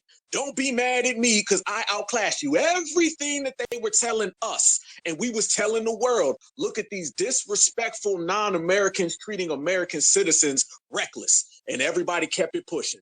Well, now you can see with your own eyes, family, they are on social media slapping the hand that feeds them. And Billy Bob and Jethro ain't playing no games. I'm in the South, and I'm telling you right now, there ain't a person in the South that's playing any games with Mr. Habib. So go ahead and get gassed up based on that damn visa. Let that visa gas you up. And then you're going to have to run into that real MAGA, not the MAGA who's in the governor's mansion or the MAGA who's the mayor. You're going to have to run into that MAGA person who's at that barbecue, all right, who's watching the Georgia Bulldogs play, who's watching the Tennessee Volunteers play, the Alabama Crimson Tide. When them Roll Tide MAGA start hollering at Habib, then Habib is going to get the point. And it's going to be a clash. It starts off with social media. It starts off with them going tick for tack. And then it ends with a full-fledged war. Elon said he want to go to war. I don't think you really want to go there with that side of MAGA, because I'm out here and they millions deep and they not playing with Mr. 7-Eleven. Go ahead, Marcel, and then Stephanie. Go ahead, Marcel. Well, the people Elon really don't want to go to war with is us, because we done had this whole government against us for centuries and we've come out on top. The fact that we're still here is a testament to that. I hate to say it, but MAGA, a lot of them are moving in a real weak manner right now. They really, really are. Some of them are standing their ground, yes, but a lot of them are moving in a very weak manner. They're still sitting there giving Elon and Vivek undeserved praise and undeserved grace. Vivek is a first-generation American. Elon's a naturalized citizen who migrated here. How dare them open their mouths, say anything derogatory about this nation, but they're saying it. MAGA is allowing that. You show me where we have allowed people to talk out the side of their mouths about foundational Black Americans, freedmen, and we've let them get away with it. We will be breathing down his back right now. We will be showing him no grace. So MAGA's moving in a very weak way right now. The only side of MAGA that's really moving in a way that I can respect are the ones who are saying, damn Trump, damn Vivek, damn Musk, I don't like it, and I don't care who doesn't like it. I'm going to speak against it. Those ones who truly move on principle. The ones who are really concerned about keeping us down and these immigrants are just a weapon for them to do it, damn those ones. He's walking around here all arrogant because they told these immigrants that they built the nation because they didn't want to give us credit for it. They told these immigrants that the nation needed them, not us, because they're getting what they've invited. They invited this here. America could have been perfectly fine had after slavery we got our reparations, our 40 acres and a mule, and we were allowed to prosper, because we would have prospered. We did our Black Wall Streets in spite of all the racial we endured. America would have been fine. Then the 1960s, we had another chance. We had our assets of civil rights. We could have got our reparations, but even without reparations, it would have been fine. But instead, they opened the floodgates to illegal immigration, but legal immigration as well, because they wanted to keep us down and keep us disenfranchised. And now it's hurting everyone. It's hurting everyone. And now that Trump has come out in support of this program that he formerly was against, I see some of these MAGA people, their tone has changed now. Well, you know, maybe he has a point. Weak. I don't care who you are. If you're doing something that's wrong and I feel it's going to be a major detriment, I'm going to open my mouth and say something against it. So MAGA's moving in a very weak form right now. The only ones I respect are those ones who are truly standing on principle and saying, damn that. Those are the MAGA people I like. The MAGA people I like are the ones, and I've seen this, Alpha, I've seen this many times. The ones where I've gone on Twitter threads and they are calling out racism in the MAGA base. Like I've seen people like Vivek Ramaswamy, he made some tweets today because, you know, MAGA's been on his case, the ones that I like. So he made some tweets today trying to put us back in the spotlight. Oh, affirmative action should end. You know, he says affirmative action. That's just a way of saying the N word, even though affirmative action mainly benefits white women and then it mainly benefits his people, immigrants. He was like, oh, affirmative action should end. That's reverse discrimination. Those MAGA people, the ones that I like, they're like, damn that. You're just trying to take the attention off of you. If anything should end, it should be legal immigrants replacing Americans. They are on his case. The weak ones, the ones I can't stand, who unfortunately seem to be the majority, are sitting there liking his tweets. This guy don't have the right to criticize us. He immigrated to our country. His parents did. If India was so great and so necessary, he'd be starting his business there, not here. Now, there would be no America without Black Americans. And there was no America before Black Americans. He's going to respect that. And Elon's going to respect that. Elon's not great because he's great. He's great because America was great. And that's why he was able to start his businesses here and nowhere else. Now, if anyone he's going to respect, it's going to be us. I think you're next, Stephanie. Hello, family. I'm from New York, so you already know we're in a situation here. But first, I want to give a shout out to Black Alpha and everybody in this room for your movement. And Marcel, let me tell you something. When you talk about reparations, you speak and you say it very eloquently, and you make your point clearly. I think you should be, no offense, when it comes to this, like if you're going to go around and do that, you and Black Alpha definitely should go, I don't care, state to state, because the way you put it could make sense to many people, and however it should get down and how it should become something, and you guys should get what you're supposed to get. Because I don't understand how Japanese and people of the got reparations when everything that happened to them wasn't even in this country. That's one. Now, everything with immigration stems from the border. That's our biggest problem. And out the years, they keep changing from the asylum laws to the refugee laws. That's why, if you notice in Minnesota, you have the problem with this like Ilhan Omar. Why? They have all of these people in Congress, which, like you said before, they hire Indians, and that's exactly what it is. Plain and simple. That shouldn't even be allowed. If you're not born here, and you can't be president, so why is it okay for you to be put in Congress and a government, like a federal official, making laws, period, if you weren't from this country? That's first and foremost. And if you look at, we already know, in New York, Chicago, I'm from New York. I've been a New Yorker, and Sage down here is New Yorker, Marcel. Let me tell you something. We've been run by Democrats for years. Listen, Republicans are not the solution either. I'll be the first one to tell you. Okay? But here's the thing is, right now you have this split between the MAGA and then the Republican Party. Most MAGA people are for America. Okay? That's where the FBA basically has a common, I don't know, something in common we could share on that. Now, when it comes to the old establishment Republican Party, they got to be cleaned out and they got to go. There's also a split in the Democrat Party. You got progressives and you got the old school Democrats. The old school Democrats are like the old school Republicans. They're the ones who created most of these problems we are here today. Now, the HB1s, there's been many changes with that. Now, when HB1s, there was a few people that were allowed here, and then what happened was, in time, I don't know which administration it happened to, people would graduate from the schools and go back to their country and then make their country successful. That's where definitely Trump does have a problem. He's not for that, let's really bring people here. He's saying that basically whoever's here now, and if you graduate from the school that you're in now, you're going to stay here and you're going to make America better. Period. That he doesn't want them leaving here and bringing it back to China, bringing it back to India. Period. That shouldn't be, and nobody should ever do it in the first place. If you come here and you want to succeed, you should be benefiting and helping out and putting everything into America, not sending the money back to your own country. That should never, ever be. But as for this, what goes on now, we're going to have a big problem when it comes to the sanctuary cities, because when these roundups start happening, when they're going to basically come out of all of these other states that are not sanctuary, they're going to start going to Chicago, they're going to start going to Cali, they're going to start going, I think, definitely New York. Now, let me tell you something. You guys said call ICE. I've called ICE many years ago before, because when I had, it was like a 1-bedroom apartment, you had like 8 sitting in one 1-bedroom apartment, period. Like, what do we, but yeah, you guys have to, like I said, be prepared, because next year, I think, is your state, your local elections. You want to change these sanctuary cities, vote these people the out, because we're not in New York. We are not going to get anything changed, especially in New York, if we don't get these legislators out and make the changes to the sanctuary city. We were very close when we got to the governor, like I said, with Lee Zeldin. He was a hell of a lot better than what we have now. But listen, I don't care whoever runs. Like I said, Republicans are not the solution, but they're a hell of a lot better than Democrats, who've been running these cities to the ground and leaving these communities in poverty, and our education system, which is a major problem.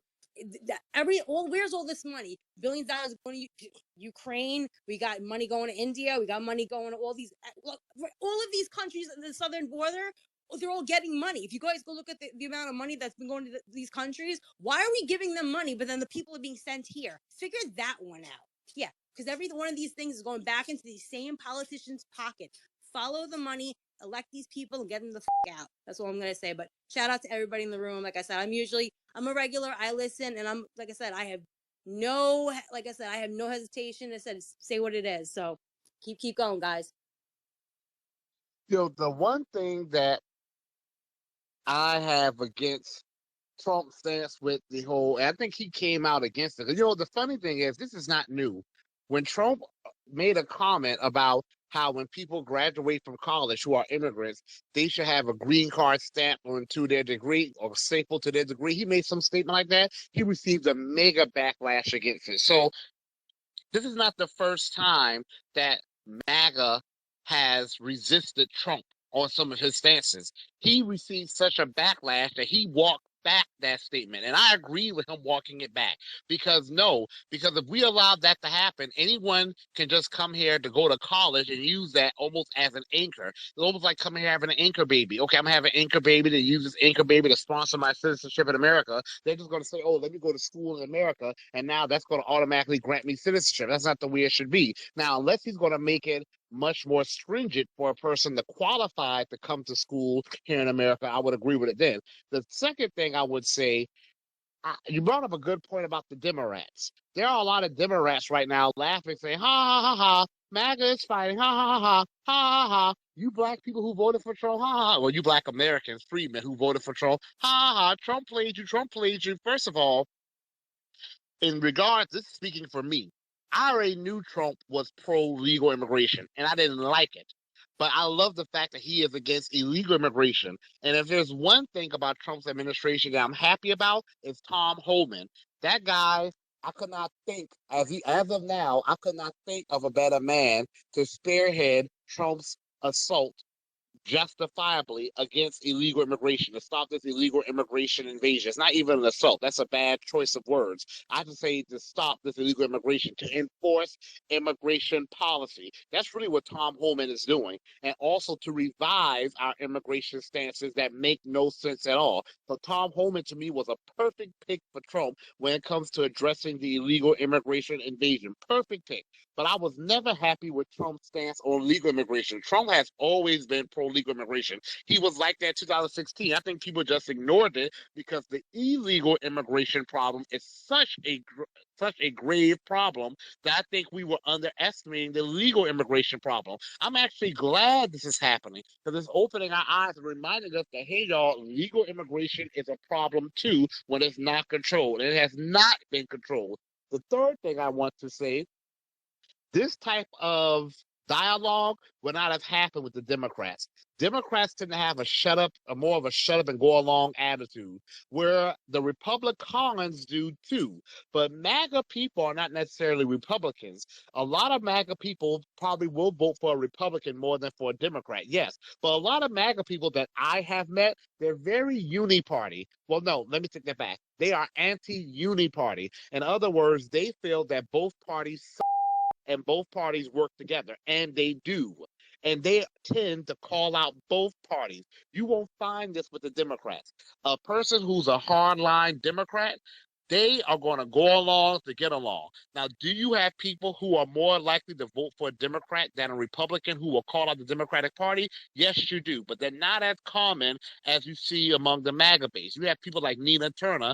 Nina Turner is a progressive. She calls out the Democratic Party all the time. I may not agree with some of Nina Turner's stances. Like, I don't agree with all of MAGA's stances, but Nina Turner is one of those rare people who will probably vote for a Democrat more than she'll vote for a Republican, who will call out the Democratic Party. So you do have Democrats who are disgusted with the Democratic Party, and they feel there's a unity party as well, and they call out both.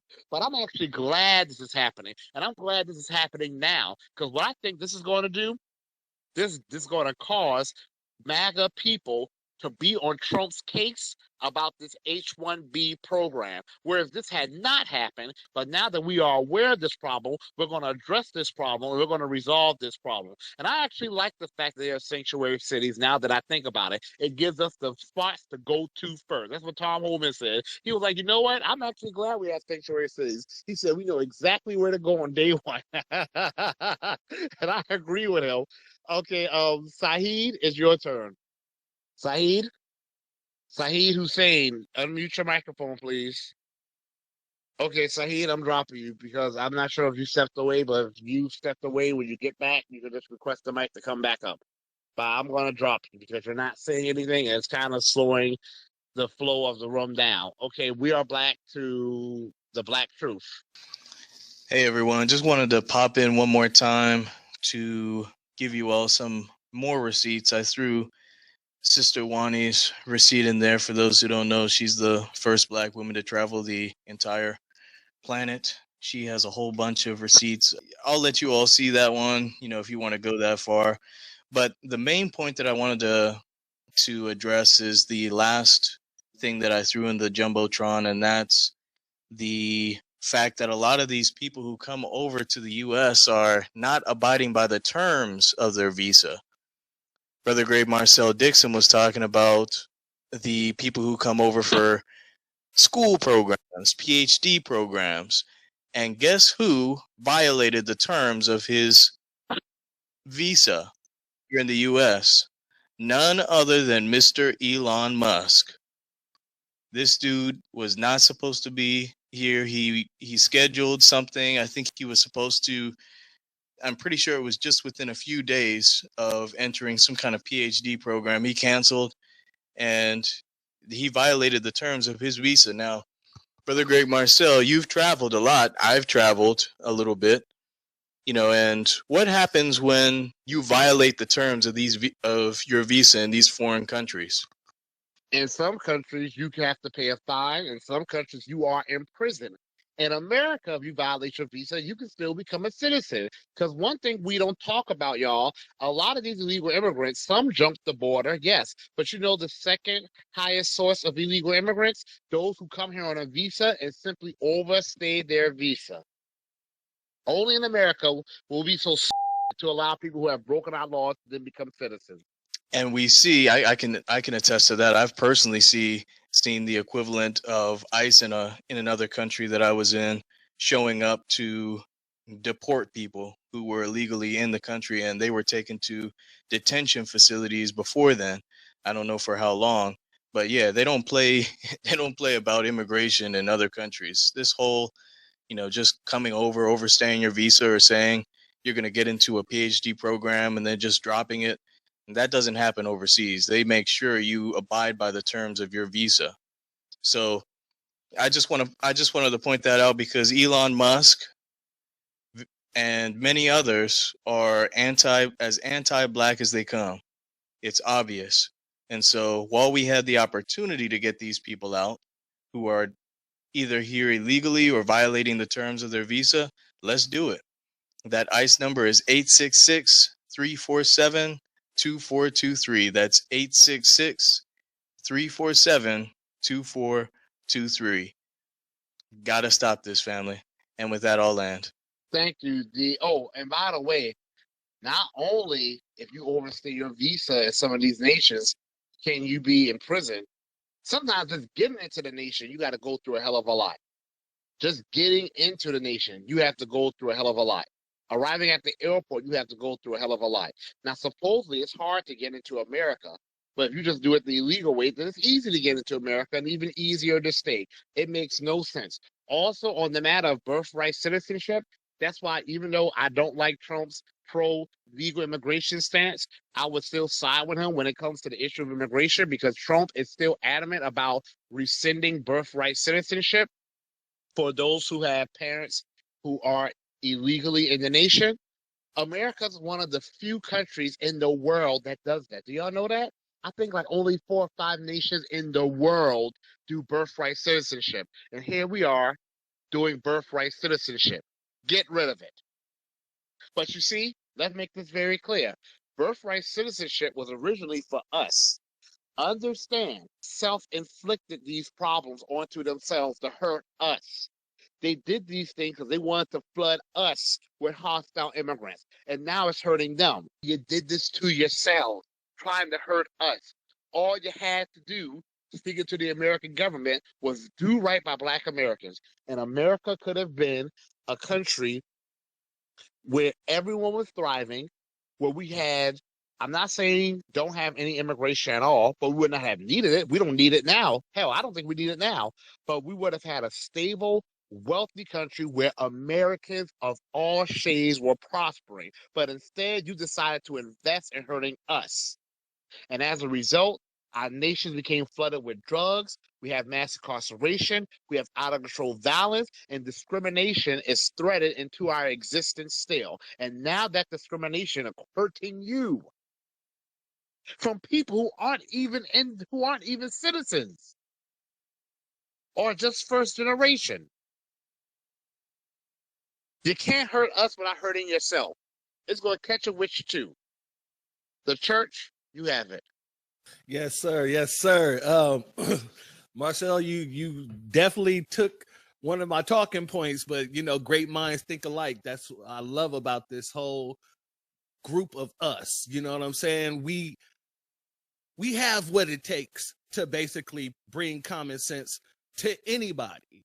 And I agree completely with what Stephanie says about you and Brother Alpha hitting the road, to explain reparations in the way that you do, because you do it so eloquently. And I don't think we're going to have any issues with you or, Brother Alpha, having any problems with people saying, well, what about this? Because you guys know how to break down every area and every aspect of the situation.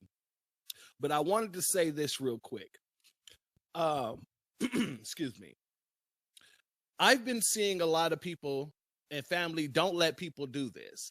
I've been seeing a lot of people going around trying to make it about class now, right? Where ever since, Elon Musk then, called the MAGites some ungrateful crackheads, all of a sudden now it's a class issue, and as Brother Marcel just put it, these people literally pressed the government to pass laws in order to maintain the wealth in the top 2% of Americans.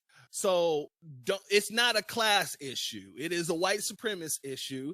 And you guys have been playing this game for so long, and you've been using every tool that white supremacy has in the toolbox for so long. Now it's starting to wrap around and hit you in the butt. So don't come crying to us talking about we need to unite, when it's not about what you're saying it's about. Where were you when we were sitting here asking for our reparations? You was what? You was making sure there was a line in the sand and you stood on the other side of that line. So don't bring nothing to Black Americans talking about this class issues. It's not. It's you and your people and the whole hatred you have for us. Everything that we could have in this country has removed it from the situation. College used to be free. They didn't want Negroes going to college, so they started charging for the colleges. This is things that people don't like to talk about when they go into this whole classism situation. That's why I rock with a lot of folks who are third party, but I also have to correct a lot of people who are third party too, because the third party will have you convinced that it is a class issue. And if we could just eliminate the issue of classism, then everybody will be fine. No. The richest Black man cannot get the same protection. Our children are not safe walking the streets. Their children are. If anything happened to their children, that person is demonized. Anything happened to our children, the person is glorified, and we're demonized. So I don't want to hear nothing, and don't let nobody come to you talking about no damn classism, family. Now land with that.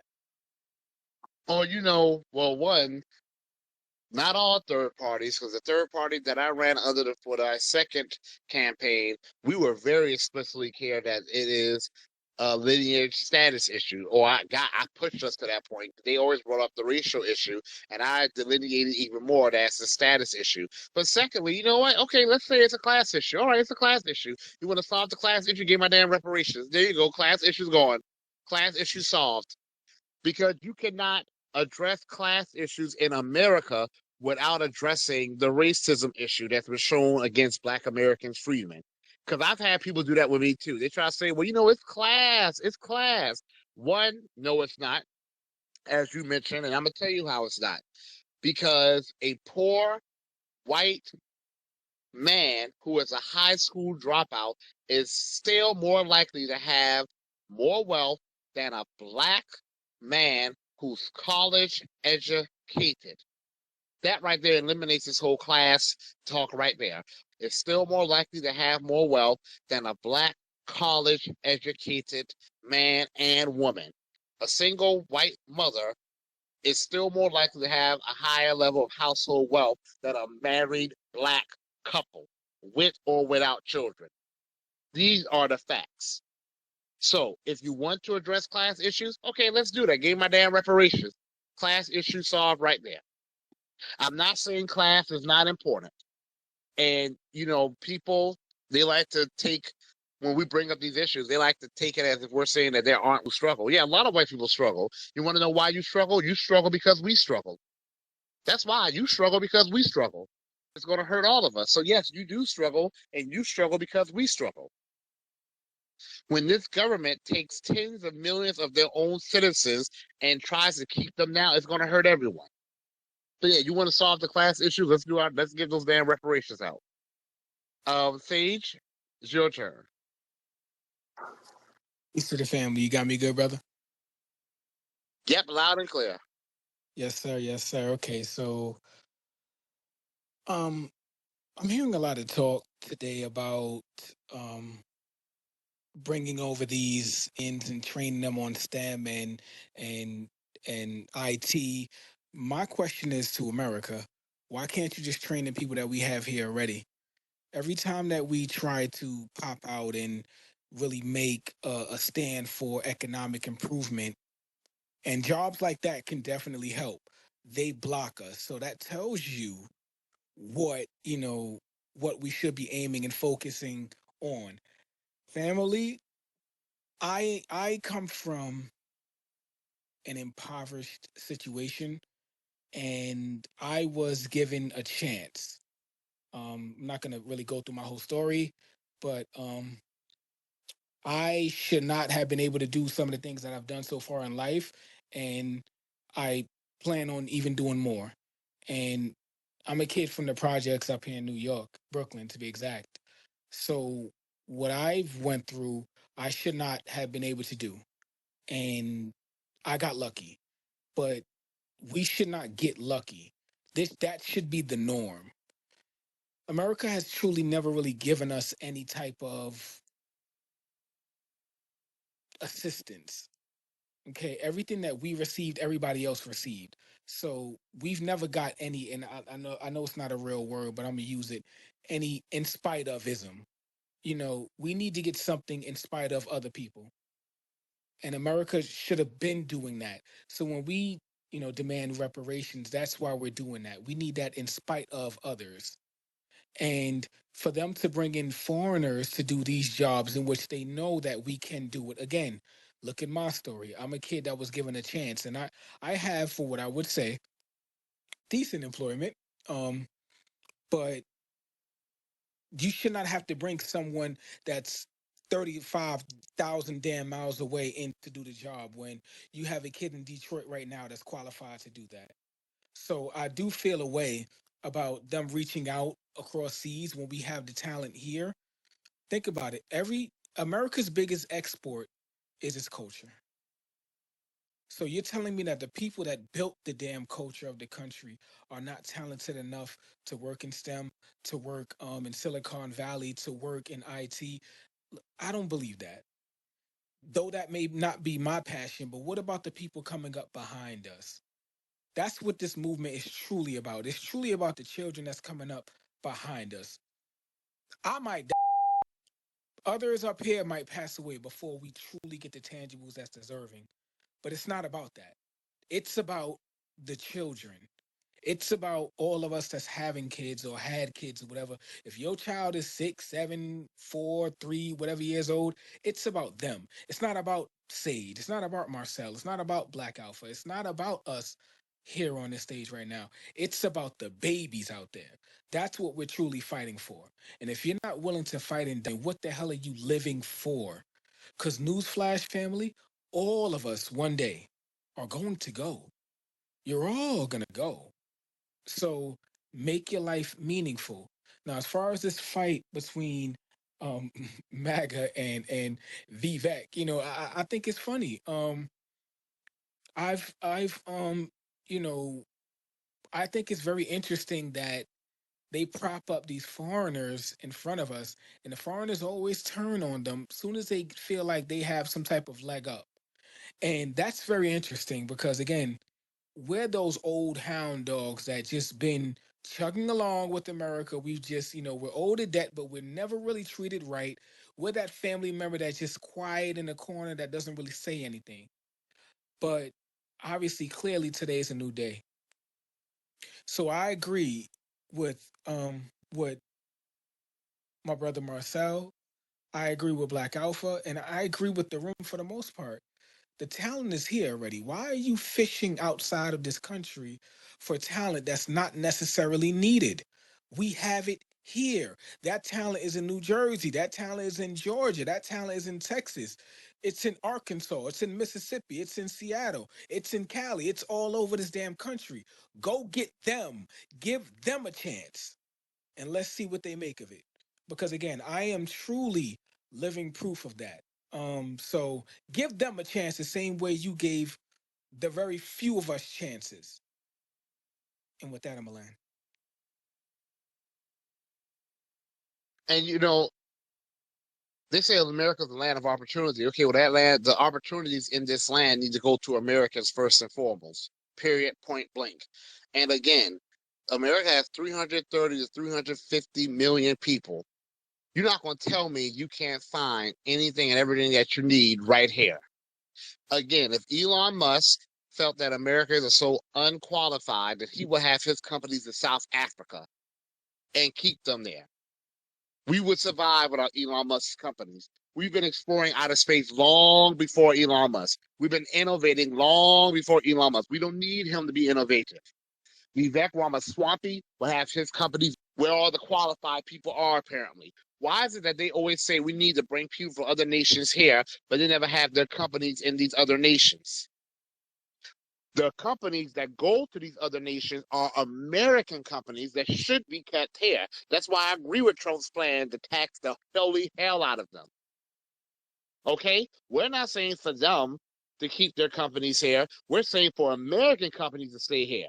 And a lot of the technology you're using, you did not invent either. But I could point to Black American freedmen inventors who helped to innovate or invent that technology. Okay? So let's stop with the arrogance. Nate Grizzle? Also, Oh, real quick, Hey, Marcel, Marcel. just real quick to Marcel's hold point. Nate 1 second. Go Also, ahead, Church. Elon Musk, every business that he has is being subsidized by the American government. Right. Don't He gets forget that. billions from us. Billions. He better not ever talk about somebody getting a handout. It was a mistake for Trump to give so much say in our government any damn way. A mistake. Go fix South Africa's issues. His answer. Yeah, I'm not gonna take. Go fix Europe issues. Right now, Ukraine and Russia, they have a whole full-blown war. Go fix that. Yeah, I just want to say real fast. It's a funny thing what they're trying to do. They're trying to get these workers to come up over here from H1B1 visas. I make it fast, but the thing about it is that well, everybody else can hear me, but Go ahead, brother. he wants to bring in people and qualified people from STEM technology. But here's the funny thing: what's been happening over the course of these 3.5 years? Elon Musk has blocked BYD, which is the top electric car company, from selling their cars here in America. So he wanna like it if the CEO of a Chinese billionaire get come up over here and start selling cars here, right? He wouldn't stand for it. But they want all these other people to come up over here and compete against us, but they don't want a competition from these other billionaires that's in these other countries. So it's a funny thing I've been following Elon Musk for years and what kind of schemes he's been using. They put tariffs on Chinese electric cars, blocking them from coming here. He's been like they're talking about welfare and all this type of shit. He's getting money even with SpaceX. He got the technology from NASA. They're literally choosing and picking winners and losers. If NASA gave me all the intellect, of course I could be able to start a SpaceX company because I know the trajectory calculations and all that. That happened about 6 years ago. They try to prop up Elon as just a savior from God, but they've been rolled out the red carpet for the dude. They gave him billions of dollars, I remember he started Tesla, billions of dollars from the government, billions of dollars in intellectual properties. This dude is a fraud. Every part of work, they just get him played like a fiddle. And they see, when they sent the jobs to China, that was to hurt black manufacturer, black men who had them jobs. And it backfired. Now China is a behemoth, all of a sudden a threat against America all of a sudden, right? They've been making these same mistakes in spite of us for decades. And now it's about almost over with them. It's a wrap, and they just crying a river right now. But that's all I got to say, man. But I appreciate you, Marcel. Too. One last thing about Marcel, about reparations. I never heard this a lot, but taxation without representation is how this country literally got started. And black people have been paying taxes for centuries, all up to this day. But we're not being represented. Our tax money is not going back to us. And we, along with the payments of reparation, we got to make sure that we get control of our future tax money as well. We give us control of the taxes that we pay, and we can build our own thing. But they in control of giving our money away. Ukraine, all these other countries and stuff like that. We need to control of our own tax money to build the future that we would really want. Seriously. So I said that too. A lot of white Americans, they obsess over black Americans. We're not their problem. Hell, unfortunately or fortunately, we've been their savior. Think about it. Abraham Lincoln said America would have fallen if not for the freedmen. Those are the words of Abraham Lincoln. Take it up with him. We have always gone strong and hard for this nation. That's just a fact. I have not seen any black American freedmen calling for this nation to be flooded with a bunch of legal immigrants to replace Americans. I have not seen that. You got Jasmine Crockett, whatever her name is, talking about some we need immigrants and stuff like that. But even she is not calling for H-1B to be abused like Elon Musk and Vivek Ramaswamy are calling for it to be abused. They don't deliberately and explicitly say, let's abuse it, but they're pretty much saying America has an IQ problem, pretty much calling Americans dumb. And in Elon's case, I haven't even heard Jasmine Crockett or any of these black Democratic shills say that. But I have seen Elon Musk say that. I have never heard a black American freeman person say that.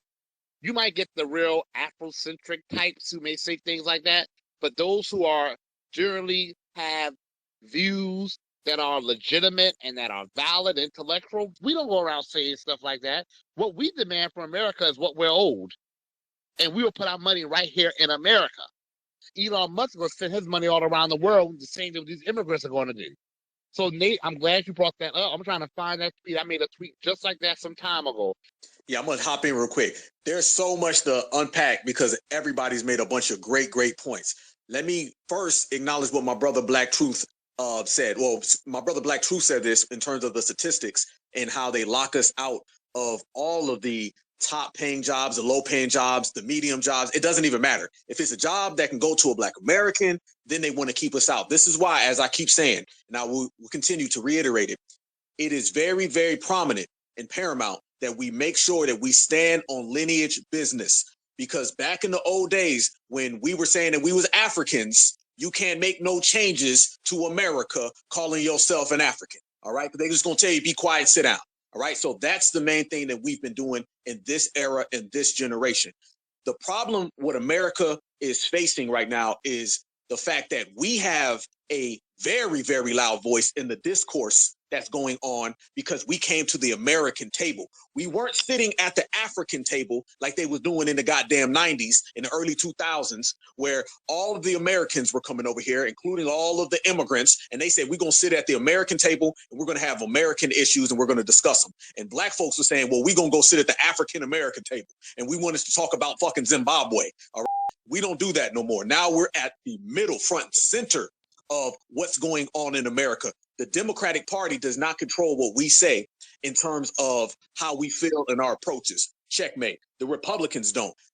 Foundational Black Americans are controlling America, and a lot of this has to do with what we've said. That's to my brother Black Truth United's point. To my brother Black Church, he made a damn good point. And I literally just seen it earlier. You're going to start seeing people coming around here talking about classism. They're going to say class this, class that. What that is, family, that's the last refuge to try to get us to come save somebody. All right? Notice how it ain't ever about classism on a day-to-day basis, but they start saying, well, y'all need to get involved because the elites don't like us anyway. They use classism to reduce and to nullify the real impacts and effects of white supremacy. That's the first thing they always go to. If we just saw each other based on class, then racism would go away. They've been running that gambit on people for the last 100 years, all right? And we don't fall for that. Once again, the African-American may have fell for that. The foundational Black American will not. We understand that classism, in terms of us, it's irrelevant because to be a Black person in the system of supremacy, you're already viewed at the lowest of the low in terms of classism. Understand that in a capitalistic society, in particular, a savage capitalistic society where money is more important than a person, in which we all live in, the United States of America, there has to be an underclass. And the system of white supremacy, it designates us to be that permanent underclass. So you can take all that classism and get it the hell out of here. I'm already seeing a lot of people posting up old memes saying if we all just came together and forget about cultural wars and focus on class wars, then it'll go away. No, we reject that and we deny that across the board. And then let me say this point to America. And as we say, it is America for Americans, all right? And Americans for America. That's what it's going to have to be. And if you look, the tide is starting to turn. The root and the moral fiber of this conversation is based upon American citizens have been watching what's been going on for the last 10 to 12 years, and particularly the last 20 years. And we're seeing every single person be elevated above us. And that has been something that's been a battle cry for a lot of people all across the board. It's been spearheaded by us, though. Let's make it clear, y'all. It's been spearheaded by us. Everyone else is just following suit. They say follow the leader. Well, that's why everybody else is behind us. What does that make us? The leader, right? So the immigration migration situation is all based on us sparking that conversation. And now we're really guiding it. It started off with what we were doing on the election campaign trail, calling out Kamala, calling out Joe Biden, and now it's went all the way up to the top. It's funny because typically things trickle down. I guess it trickled up in this scenario. I want y'all to notice, whenever they want to downplay our situation, they talk about how great America is, how intelligent Americans are, how wonderful of people, how we all get together and we change the world. We put a man on the moon. And we got rid of tyranny, and we got the strongest army, and America's just the greatest country in the world. When they want to tell us be quiet, they'll say things like, I know we have a race problem, but however, we are all still Americans, and we are the smartest people on the earth, and we are a beacon of hope. But when they start talking about immigration and bringing people in on these visas, then all of a sudden the same Americans that they tell us are so smart and intelligent, they say that we ain't smart at all. And we need to import smart people, because we don't have enough. We need to import intelligence because, we don't have enough. So you see the bigotry and the hypocrisy that's rooted in the whole immigration process. And this has been highlighted and it's been framed. And this is why we're dropping these receipts. If you look at this conversation right now, look at everybody on all these other spaces, all through social media. They just having a throwing contest at each other. All right. You got the MAGA, you got the woke MAGA. They saying woke MAGA. I never thought I'd hear that. I'm telling y'all, the last 2-3 months in America has been insane. You see, you never thought you'd see. They saying woke MAGA now, which is that rift that we've been referencing. But now you're seeing them just going back and forth. We're the ones out here, again, who are on point, who are calm and dropping real factual receipts. Why? It's because we've been the ones doing this from the very, very beginning. We're always on deck. And I actually agree with what all of you saying. My brother Sage made some good points about how when we come up and we got to go around these things, these obstacles, these hurdles, these other people who come here, they don't have to deal with that. Understand, every single immigrant who comes to the United States of America benefits off of the United States of America. And I'm talking about every single taxpayer. Don't allow anybody to say anything different or otherwise. If you are an immigrant, you are benefiting off America. You do not benefit America. You benefit from America. And even if you have a nice little job, it pales in comparison to what this country has done for you. Exclusively foundational Black Americans, because you wouldn't be here if it wasn't for us. So we're going to stop with this thing of immigrant superiority, because you're starting to see a whole bunch of immigrant supremacists is really what you're seeing. You're seeing a bunch of immigrants who run around here, migrants who run around here, and they got this supremacy, and they talking reckless. Not only do they mimic and duplicate the sentiments of supremacists, because, you know, that's who they want to be like. Now you're starting to see them talk like white supremacists to white supremacists. I'm telling y'all, it's a crazy game in America. So you're starting to see immigrant superiority, immigrant supremacists, where they've been gassed up to the point where people are telling them they're so smart and intelligent that America could not survive without them, that they start really feeling themselves. And they start saying, well, damn it, I'm going to start saying that back.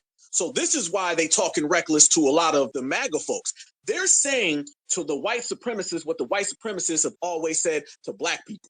Now you see how it's a problem when it comes home. Chickens come home to roost, just like every single thing, just like the drugs. All right. They put them in our communities, eventually knock on their door. All right. Now all of this is knocking on their door. And when they answer, I know Mr. MAGA down here. OK, because you got some vote red no matter who's. All right. And then you got some I don't give a damn. You get Julio, you get Romero, you get Habib out of here. And that's the ones that I'm referencing. And you're seeing that occur all the way across the board. It is a hell of a time. This is why we got to continue to have these conversations and bring the FBA perspective on everything. We did it all throughout the election, and any time in America now with so many different numbers, so many different demographics. This ain't America from 1972 where you just dealing with Black and white. Now you got so many people. America's been shattered into a billion different pieces, which means you're gonna have a billion different perspectives. So we have to stay lock and key, and we got to stay precise. So we understand they're gonna try to misdirect us, and they're gonna try to mislead us and give us misinformation, but it ain't gonna work. And let me finally, on top of that, talk about some of these Democrats running around. I don't want to hear none of these Democrats talking about how there's a internal feud with Republicans over migration. All right. Because now they're acting like they ain't been caping for immigration for the last however many goddamn years. I'm seeing Democrats, they're celebrating, talking about some, man, look at y'all out here fighting over it. I ask this, matter of fact, I tell this to every Democrat. What the hell have you done to stop any form of immigration? Because deep down inside, they all want the same immigration that you see Victor Ramaswamy out here talking about. They want the same thing. The Democrats actually agree with him in regards to that. So this is how we change everything from the forefront. I also agree with what Stephanie said in terms of you got to see an open borders person and you got to vote them out. That's just what it has to be. Vote them out. Don't think twice. It doesn't matter. I don't give a damn what party they belong to. It could be red, blue, green. It could be the goddamn lavender party. All right. Mr. Lavender politician, his got to go. It's all about them borders, whether your crawls over the border, whether your swims, whether your flies over the border. If you see a politician and they talking about the H-1B visa, if they talking about the ABC visa, they talking about the 123 visa. If it means somebody coming to the United States of America, benefiting off of us and our taxpayer dollars, you got to vote them out and let it be known that the American citizens will not tolerate being downplayed for somebody who just got here last night at 7 o'clock. And then with that, we can proceed unless Marcel has anything else to say. If so, we'll give it to my brother Black Truth. I have a quick question for you, brother Black. Are we not? Talk to me, Claire. Are we not American Africans? Don't you start. Don't you, Dr. Kubar? If you listening, Dr. Kubar Vasquez, we are foundational Black Americans, okay? And we are not donating to your school either. Because remember, y'all, Dr. Umar has the same exact immigration policies as Kamala Harris does. So no, we are not American Africans. We're not Africans Americans. We are certified foundational Black American freedmen. You ain't gotta like it, you ain't gotta love it, but you better respect it because you damn sure can't check it. Oh, and shout out to my brother Church and Black Truth and my sister Angela. If y'all heard last night, I'm just gonna tell y'all, y'all know them Africans are out here talking about keep swimming. So we gonna let them keep on swimming, y'all, and we gonna keep on regulating. For y'all who don't know, subscribe to the Black Alpha Network. Find out. My brother Black Truth, it's on you. Hey, I probably should have said this earlier, but everyone in the space, make sure you share it, make sure you like it.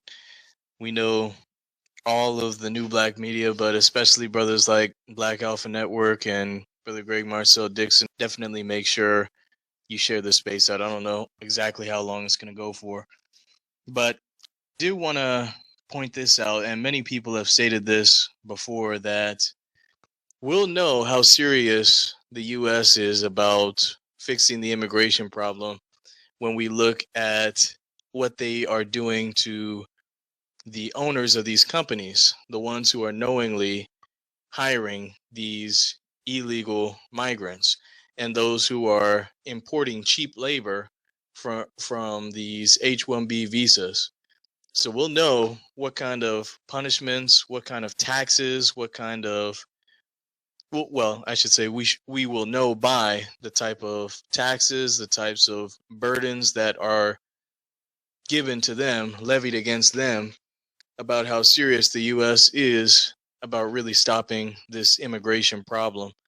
And again, with the talk about the the classism, which is just absolutely ridiculous, the point that the Church of Black Power brought up, they always try to leech off of our power. They know how powerful we are, and so they try to get us to include them, whatever group it is. They try to get us to stand up and fight for them, us to fight for them. And most, if not all, of the family was sitting back on the sidelines, popping that popcorn and waiting.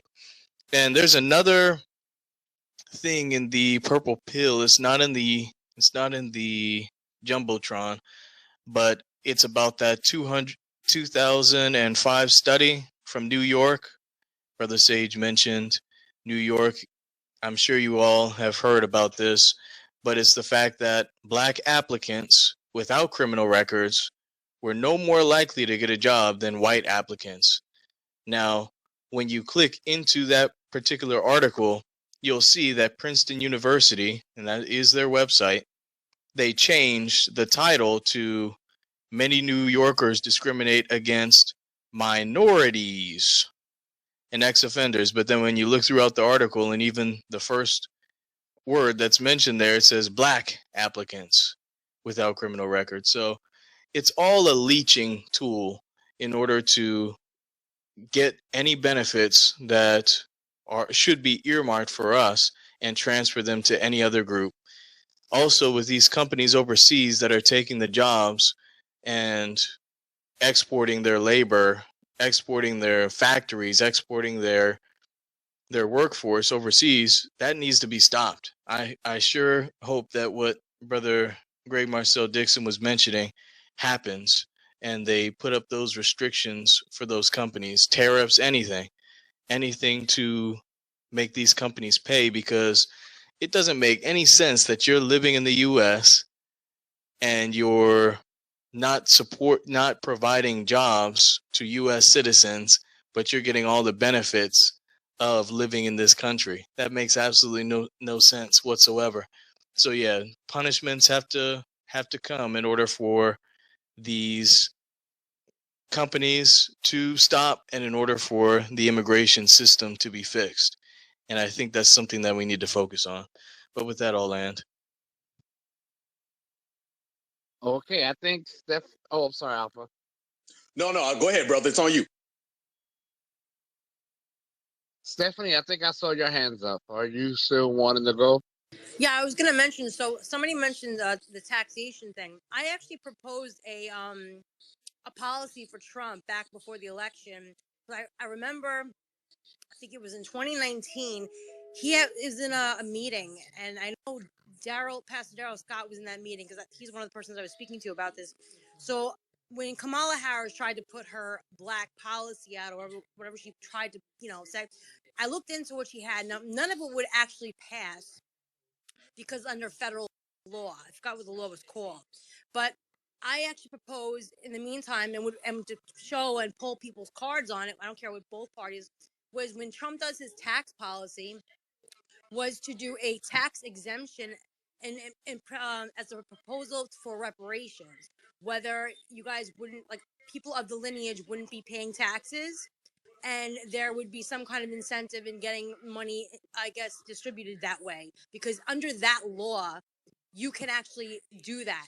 And basically, if it goes for a vote, I don't care on which party, that's going to pull the Democrats' card, and that would pull the Republicans' cards on who is basically willing to put these proposals and policies for the people of your lineage.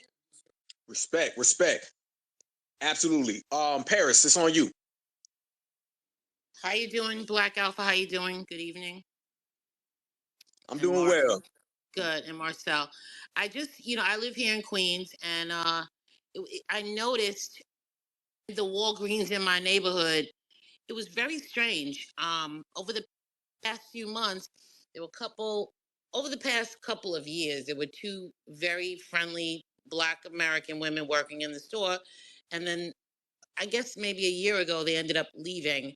I found out that one of them told me they were being harassed by the Indian manager. And then at that point, I kept seeing him hire more Indians.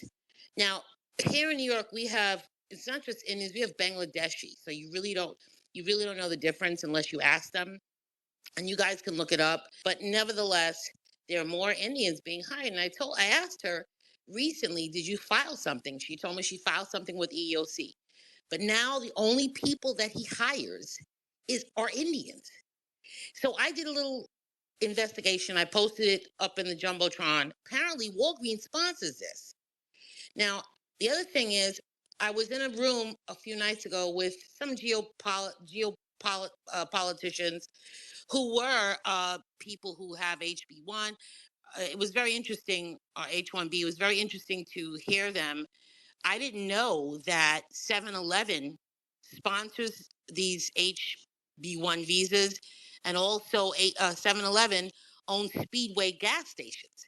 So it all kind of like falls into place, and it all kind of it just is one. It became very clear, because every gas station we see, these businesses, and it's all based on capitalism, these businesses are hiring and sponsoring and using this visa program to get in who they want. And I think we got it. And it didn't start with Trump. People act like Trump is already president. He's not. This has started a long time ago. And so I just posted it, and I just wanted to say that. Thank you for letting me speak. It also happens in education. I'm going to probably make a tweet about this, but I'll tell y'all now. I was in a meeting, and two administrators were there, and schools are having a hard time finding teachers. There's a teacher shortage crisis. We just have so many other issues in this nation. The teacher shortage crisis is not getting a lot of attention because we know we don't really care too much about education. I mean, that is an American thing. I'm pretty sure it's happening in other nations as well, but I can care less about what's happening in other nations. I'm just focusing on ours. But there is a severe teacher shortage.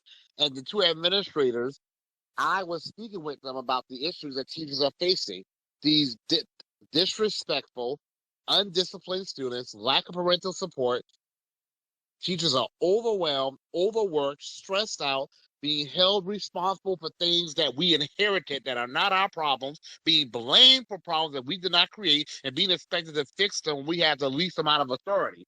I was going in and I was showing them data from surveys that teachers have taken, both current teachers and those who have retired, showing that student discipline is the number one reason why teachers are leaving. They're tired of putting up these disrespectful, no-mannered kids. And you know what they said to me? Go ahead, Marcel. I'm sorry. You know what they said to me? Well, I wish we could bring more foreign teachers. What? More foreign teachers. They were not interested in fixing the problems.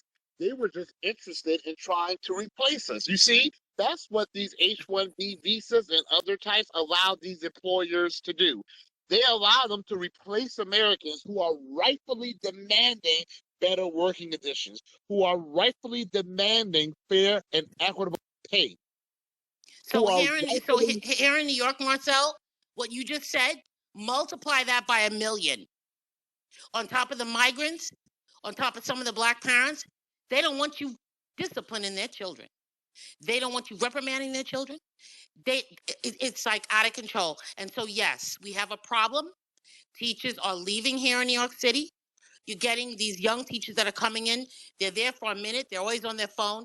There is a problem. And I don't like Vivek. I don't like him. I can't stand him. I saw him coming.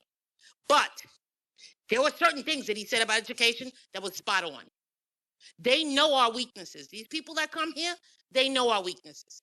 And we have got to do better with our education system. And you are spot on about that. And New York City is out of control right now. You multiply what you said by 1 million, okay? I'm not surprised at all. And yes, a lot of the teachers are from India, but some are from the Philippines, Nigeria, Kenya, a lot of Jamaicans. I went to a teacher orientation right at this new district. Out of the 40-something teachers there, 8 of us were actually Americans. The rest were immigrants. Now, it's bad enough we were letting bigots teach our kids. For some reason, we wanted schools to be integrated. Not originally, and all of us did not want it. That was imposed upon us. We didn't fight back against it, so we did want it. Now we're letting people who are not loyal to America teach our children. And these administrators, their solution to the problem was not to address discipline issues, were not to advocate for there to be accountability for parents. Their answer, let's just import more foreign teachers and replace American teachers because we're not going to put up with the BS. And guess what the teachers told them? Have at it. The teachers told them, hey, have at it. It's all yours. And they still can't find teachers. And guess what the foreign teachers do? After they teach for their 5 years or whatever, they stay. They say they may go to another school. They're interested in staying in America. That's all they're interested in doing, staying in America so their kids can go to an American college or university. That's their primary interest. So these H-1B visa programs have allowed employers to replace Americans. If we voice any type of concern or any grievance, the first response these employers have is to replace us, not to address legitimate issues that we are bringing up. Teachers do need to be paid more, but I haven't met a single teacher who's being asked to be paid $250,000. We're being asked to be paid a damn salary where we can actually live off and have some disposable income. We're demanding. I'm not asking. We're demanding that if a kid curses a teacher out, puts their hand on a teacher, that kid is expelled right away, and charges are pressed against them. Those are reasonable things. So even when we make reasonable demands or requests, their first response is to replace us. So imagine in a field like tech or in the healthcare industry where you actually are expected to make a pretty good salary. Imagine people voicing their concerns in those fields and these employers seeing they can simply import cheap labor here. It needs to stop. So I've been saying that for quite a while because it's the damn truth. Can I just give you a quick scenario? And then I'm sorry, I don't want to bogart the stage. So imagine this, Marcel. A friend of mine is a principal here in New York. A substitute was sent in to sub for the day. And the Board of Education sent in a person who doesn't speak English. Does that make any sense to you? Everyone in the room, Not does at that make all. any sense to you guys? Not at She all. was dumbfounded. I told her she needs to get an attorney between one of her parents sending a child in with a dress every day who's a boy. She needs to get. There's so much going on here in New York. I would love if you could do a space one time just on education. But I don't want to bogart the stage. And thank you for letting me speak. Have a happy New Year. Thank you so much. So yeah, if I don't know, I know what the bigots mean when they say replacement agenda. No one's trying to well, I'm not gonna say no one. The people who have worked the hardest when they open the floodgates to these hostile, don't care about America immigrants, both illegal and legal. They did that to hurt us. We as Black Americans, we didn't have a hand in that. You got these Democratic shells who push for mass immigration, but that's not how most Black Americans on the street feel. I guarantee you most of us don't feel that way. The only reason they vote for these awful Democratic candidates is because they are afraid of the Republicans candidate being outwardly and even more hostile towards Black Americans. But most Black Americans on the street do not support mass immigration. And let's be very clear, most Black Americans don't even come out to vote for these Democratic candidates. So you can't even put that on us. White Americans are the ones who have been controlling the borders, controlling foreign policies, and have been bringing these immigrants over here, mainly because they thought it would hurt us, and they were pushing this model minority BS. That's what Vivek Ramaswamy is doing, Elon Musk. They are simply pushing the same model minority myth have used against Black Americans for a very, very long time. They're just now using it against all Americans. Church, you have it. Yes, sir. So one of the things that I heard from one of the napkin folk was a notion of, I guess, Amazon just approved, like, I think it was 9,000 H-1B visas to replace the people that's striking or whatever. And you can see the fear because people are understanding that if it can affect somewhere like Amazon, they can definitely do that in any other company, in any other area of business. So I did notice that, but I also want to state that, I think it's a travesty. Teachers, I think teachers should be paid the same way doctors are paid, because at the end of the day, doctors have to learn from teachers. You get what I'm saying? We all at some point have to learn from teachers. But I also, to your point, understood and understand what you were saying about how we expected these races to teach our children when we shouldn't have not even given them that opportunity. I think that's why a lot of people fell for Dr. Cuban B, because he was trying to, or preaching that he was trying to do, for the kids. And it had been, at least ran by a Black man, right? But Brother Alpha, I have a question for you if you're there. Right here, family. Can we do a poll to see how many people are going to attend Dr. Cuban B's town hall? I'm down all for it, family. I think it's going to be Dr. Kubar and about 3 Puerto Ricans and no FBA. How you feel about that? I think it's going to be literally just him, Fat Joe, maybe Rhymes. He might go get a KRS-One. He might even, saying, because, Ryan's best friend is Spliff Star, so he might bring Spliff. I think Spliff might be there. I don't think it's going to be, because Fat Joe named a whole of people that he said was confused, but those folks were also in microphone check. So I don't think there's going to be any pull that's going to actually bring anybody who actually matters, to be honest. Hey, an early word out in the streets, family. I'm hearing that if you attend this town hall meeting with Dr. Kubar, Rhymes, and Fat Joe, you get a free ounce of Ozempic. All right. So when you see Dr. Kubar running around here and he's about 60 pounds lighter, then he's on that Tether Ozempic diet. And by the way, what the hell's up with Tethers and Ozempic? Anyway, back to the conversation, y'all, because that's a whole nother one. Y'all subscribe to the Black Alpha Network if you ain't already. Make sure you do. I'm going to go ahead and say what you were just saying, brother, in terms of America. Let's take a poll on how many Americans who are not lunatics for their political party, how many of them really support immigration? Really? Okay, because the people that I know who have supported immigration, when they actually see the statistics and the numbers of how it really impacts us, because remember, they always suppress or just flat deny the impacts that it has negatively on the American public. So when you really see how people are out here going against it, it's crazy. Let's be real. Donald Trump won this last election by a landslide based on immigration. That was the number one issue going into the election. It was immigration. And I don't really think during this whole election, people really talked about this high-skilled immigration. And I don't really want to call it high-skilled because a lot of these people are just coming over here and they pressing buttons, but that's another one. I know my brother Marcel was talking about it. I know my brother Nas, as well as a few other brothers and sisters were talking about high-skilled, but this is good. I'm glad that this is in the forefront, because if we're going to eliminate this immigration migration crisis, mass immigration, then we got to talk about it in every element. We can't just talk about Julio who came here from Venezuela.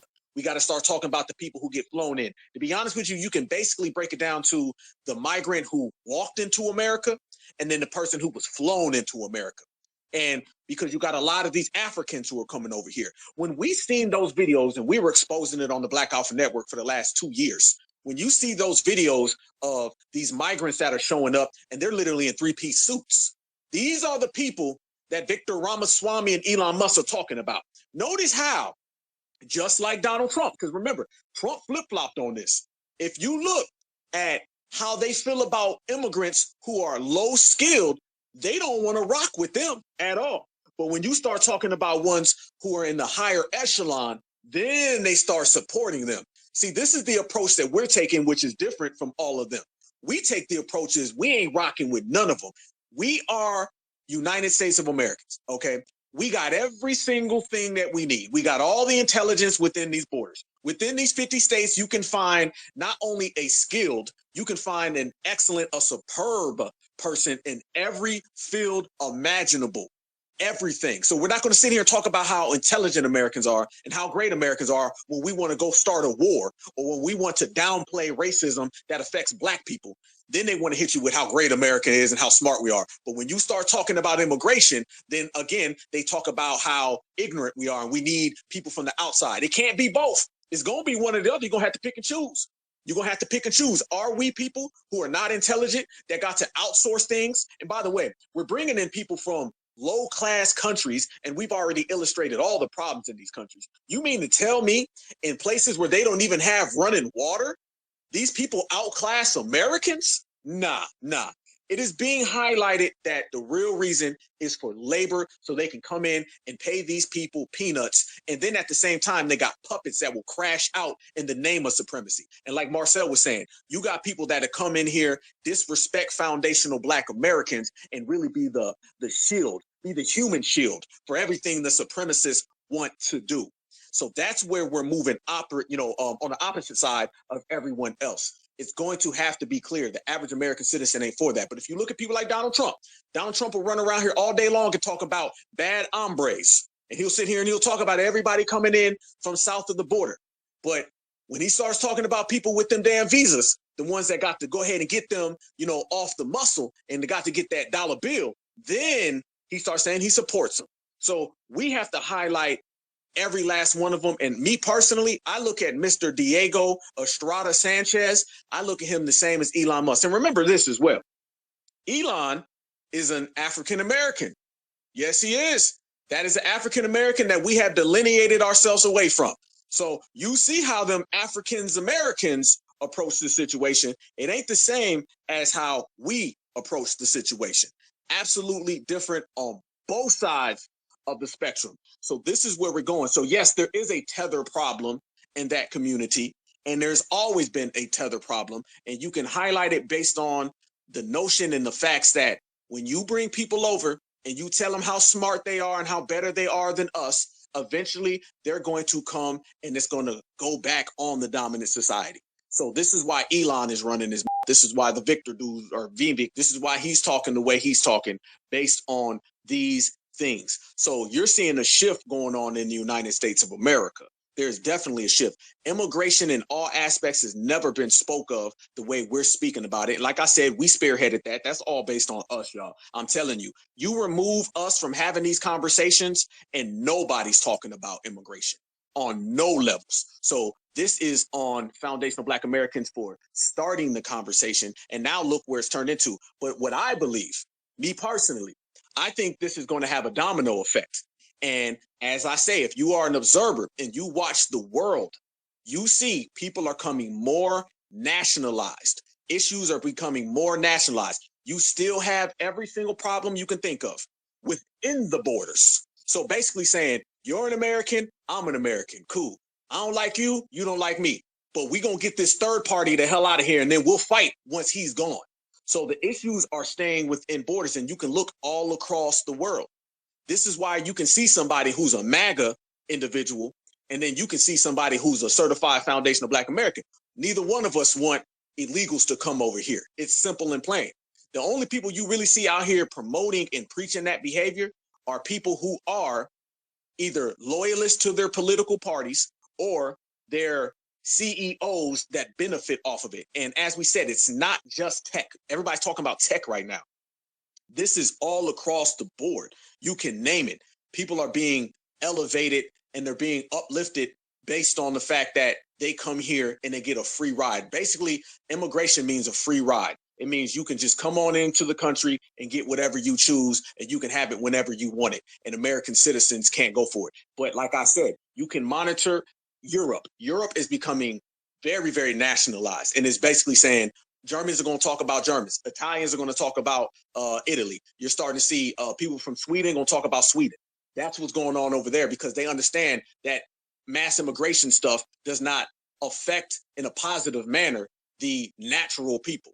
And that's exactly what's going on here. I'm not even going to use China and Russia as an example because they never got on board with bringing people in at all. As a matter of fact, a lot of those places down here in South America that send all those people here, they don't allow you to go down there and to benefit off the system. Not one of us could ever go down to any place in Mesoamerica and benefit off of what they haven't really created. But let's just say if they did, they damn sure wouldn't allow us to have it. And they damn sure ain't going to give us benefits above their own people. So this thing of I'm going to benefit everyone who's not from the country, and I'm going to put them and place them above people who are from the country. Nobody does that except for America. So it's not surprising that the capitalistic country that benefits off of these people and create lower class and permanent underclass, they're the ones who participate in this behavior the most frequently. And now everyone's having this conversation. So America, in terms of both parties, because like we said, both parties are guilty in this, whether it's the Democrats and their low wage immigrants, or it is the Republicans and their high wage immigrants, both of those conversations are being had. And during the whole election process, we talked about Kamala and Joe Biden with their low paying people. Not to mention though, Kamala did support high class. So Democrats did both. They want the low and the top. The Republicans more so, they just want the people on top. And let me say this, don't get it twisted with Kamala. When Kamala Harris was the vice president, which she still is now for just a little bit of time left, Indians who were trying to apply for visas to the United States of America, I do not, went up 700%. So she was doing the same exact thing that you see Elon and all them was trying to run. It went up 700%. So she was making it clear she was about to do the same thing, but she was going to bring in the low people as well. So you were going to see a plethora of different angles that they was going to try to perpetrate this on us. All right. 700% people that were trying to apply for visas from India, not to mention all throughout Africa and Asia as well, because Asians are the fastest growing migrants. So you double both of those, you triple those. America was about to get flooded with immigration. I don't know if America would have been able to recover. All right. So we put an end to that, Foundation of Black Americans. And then on top of that, we made it a discussion. And now they took that discussion and then they started applying it to, well, hold on now. We're going to sit here and talk about Julio. Let's talk about Victor Ramaswamy. Then he comes out and talks. He's getting his Tether wake-up call.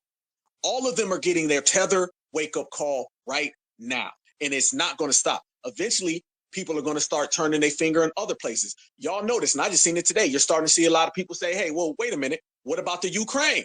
How come they keep getting all this money? Which, again, we were the first ones saying that, y'all, because remember, nobody was talking about the billions of dollars Ukraine was getting until we did. You don't believe me? Y'all remember when we were saying, y'all got money for Ukraine, but you ain't got money for reparations? Remember us saying, y'all got money for mass immigration, but you ain't got money for reparations? It all started with us talking about reparations. When we started talking about how money's being dished out all across the planet Earth, but nobody's got a penny for reparations, this is when the immigration crisis came to the forefront. This is when people really started discussing it.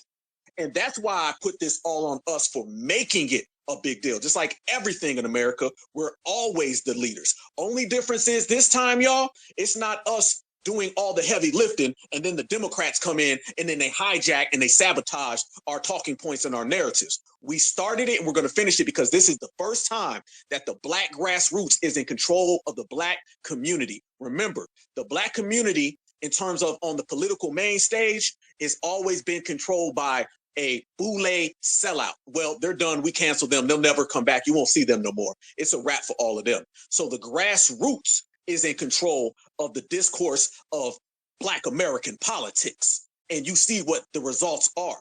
We started it off with Julio, and now it's all the way up, people talking about Elon. And I believe, and I've seen it today, a lot of white people are starting to say, well, hold on now. Y'all are not out here spending money on Americans, but you're giving it to the Ukraine. This is going to affect the Ukraine. All right. People are calling that out. Then it's going to go to, like we said, all these visas. Eventually, it's going to go full circle.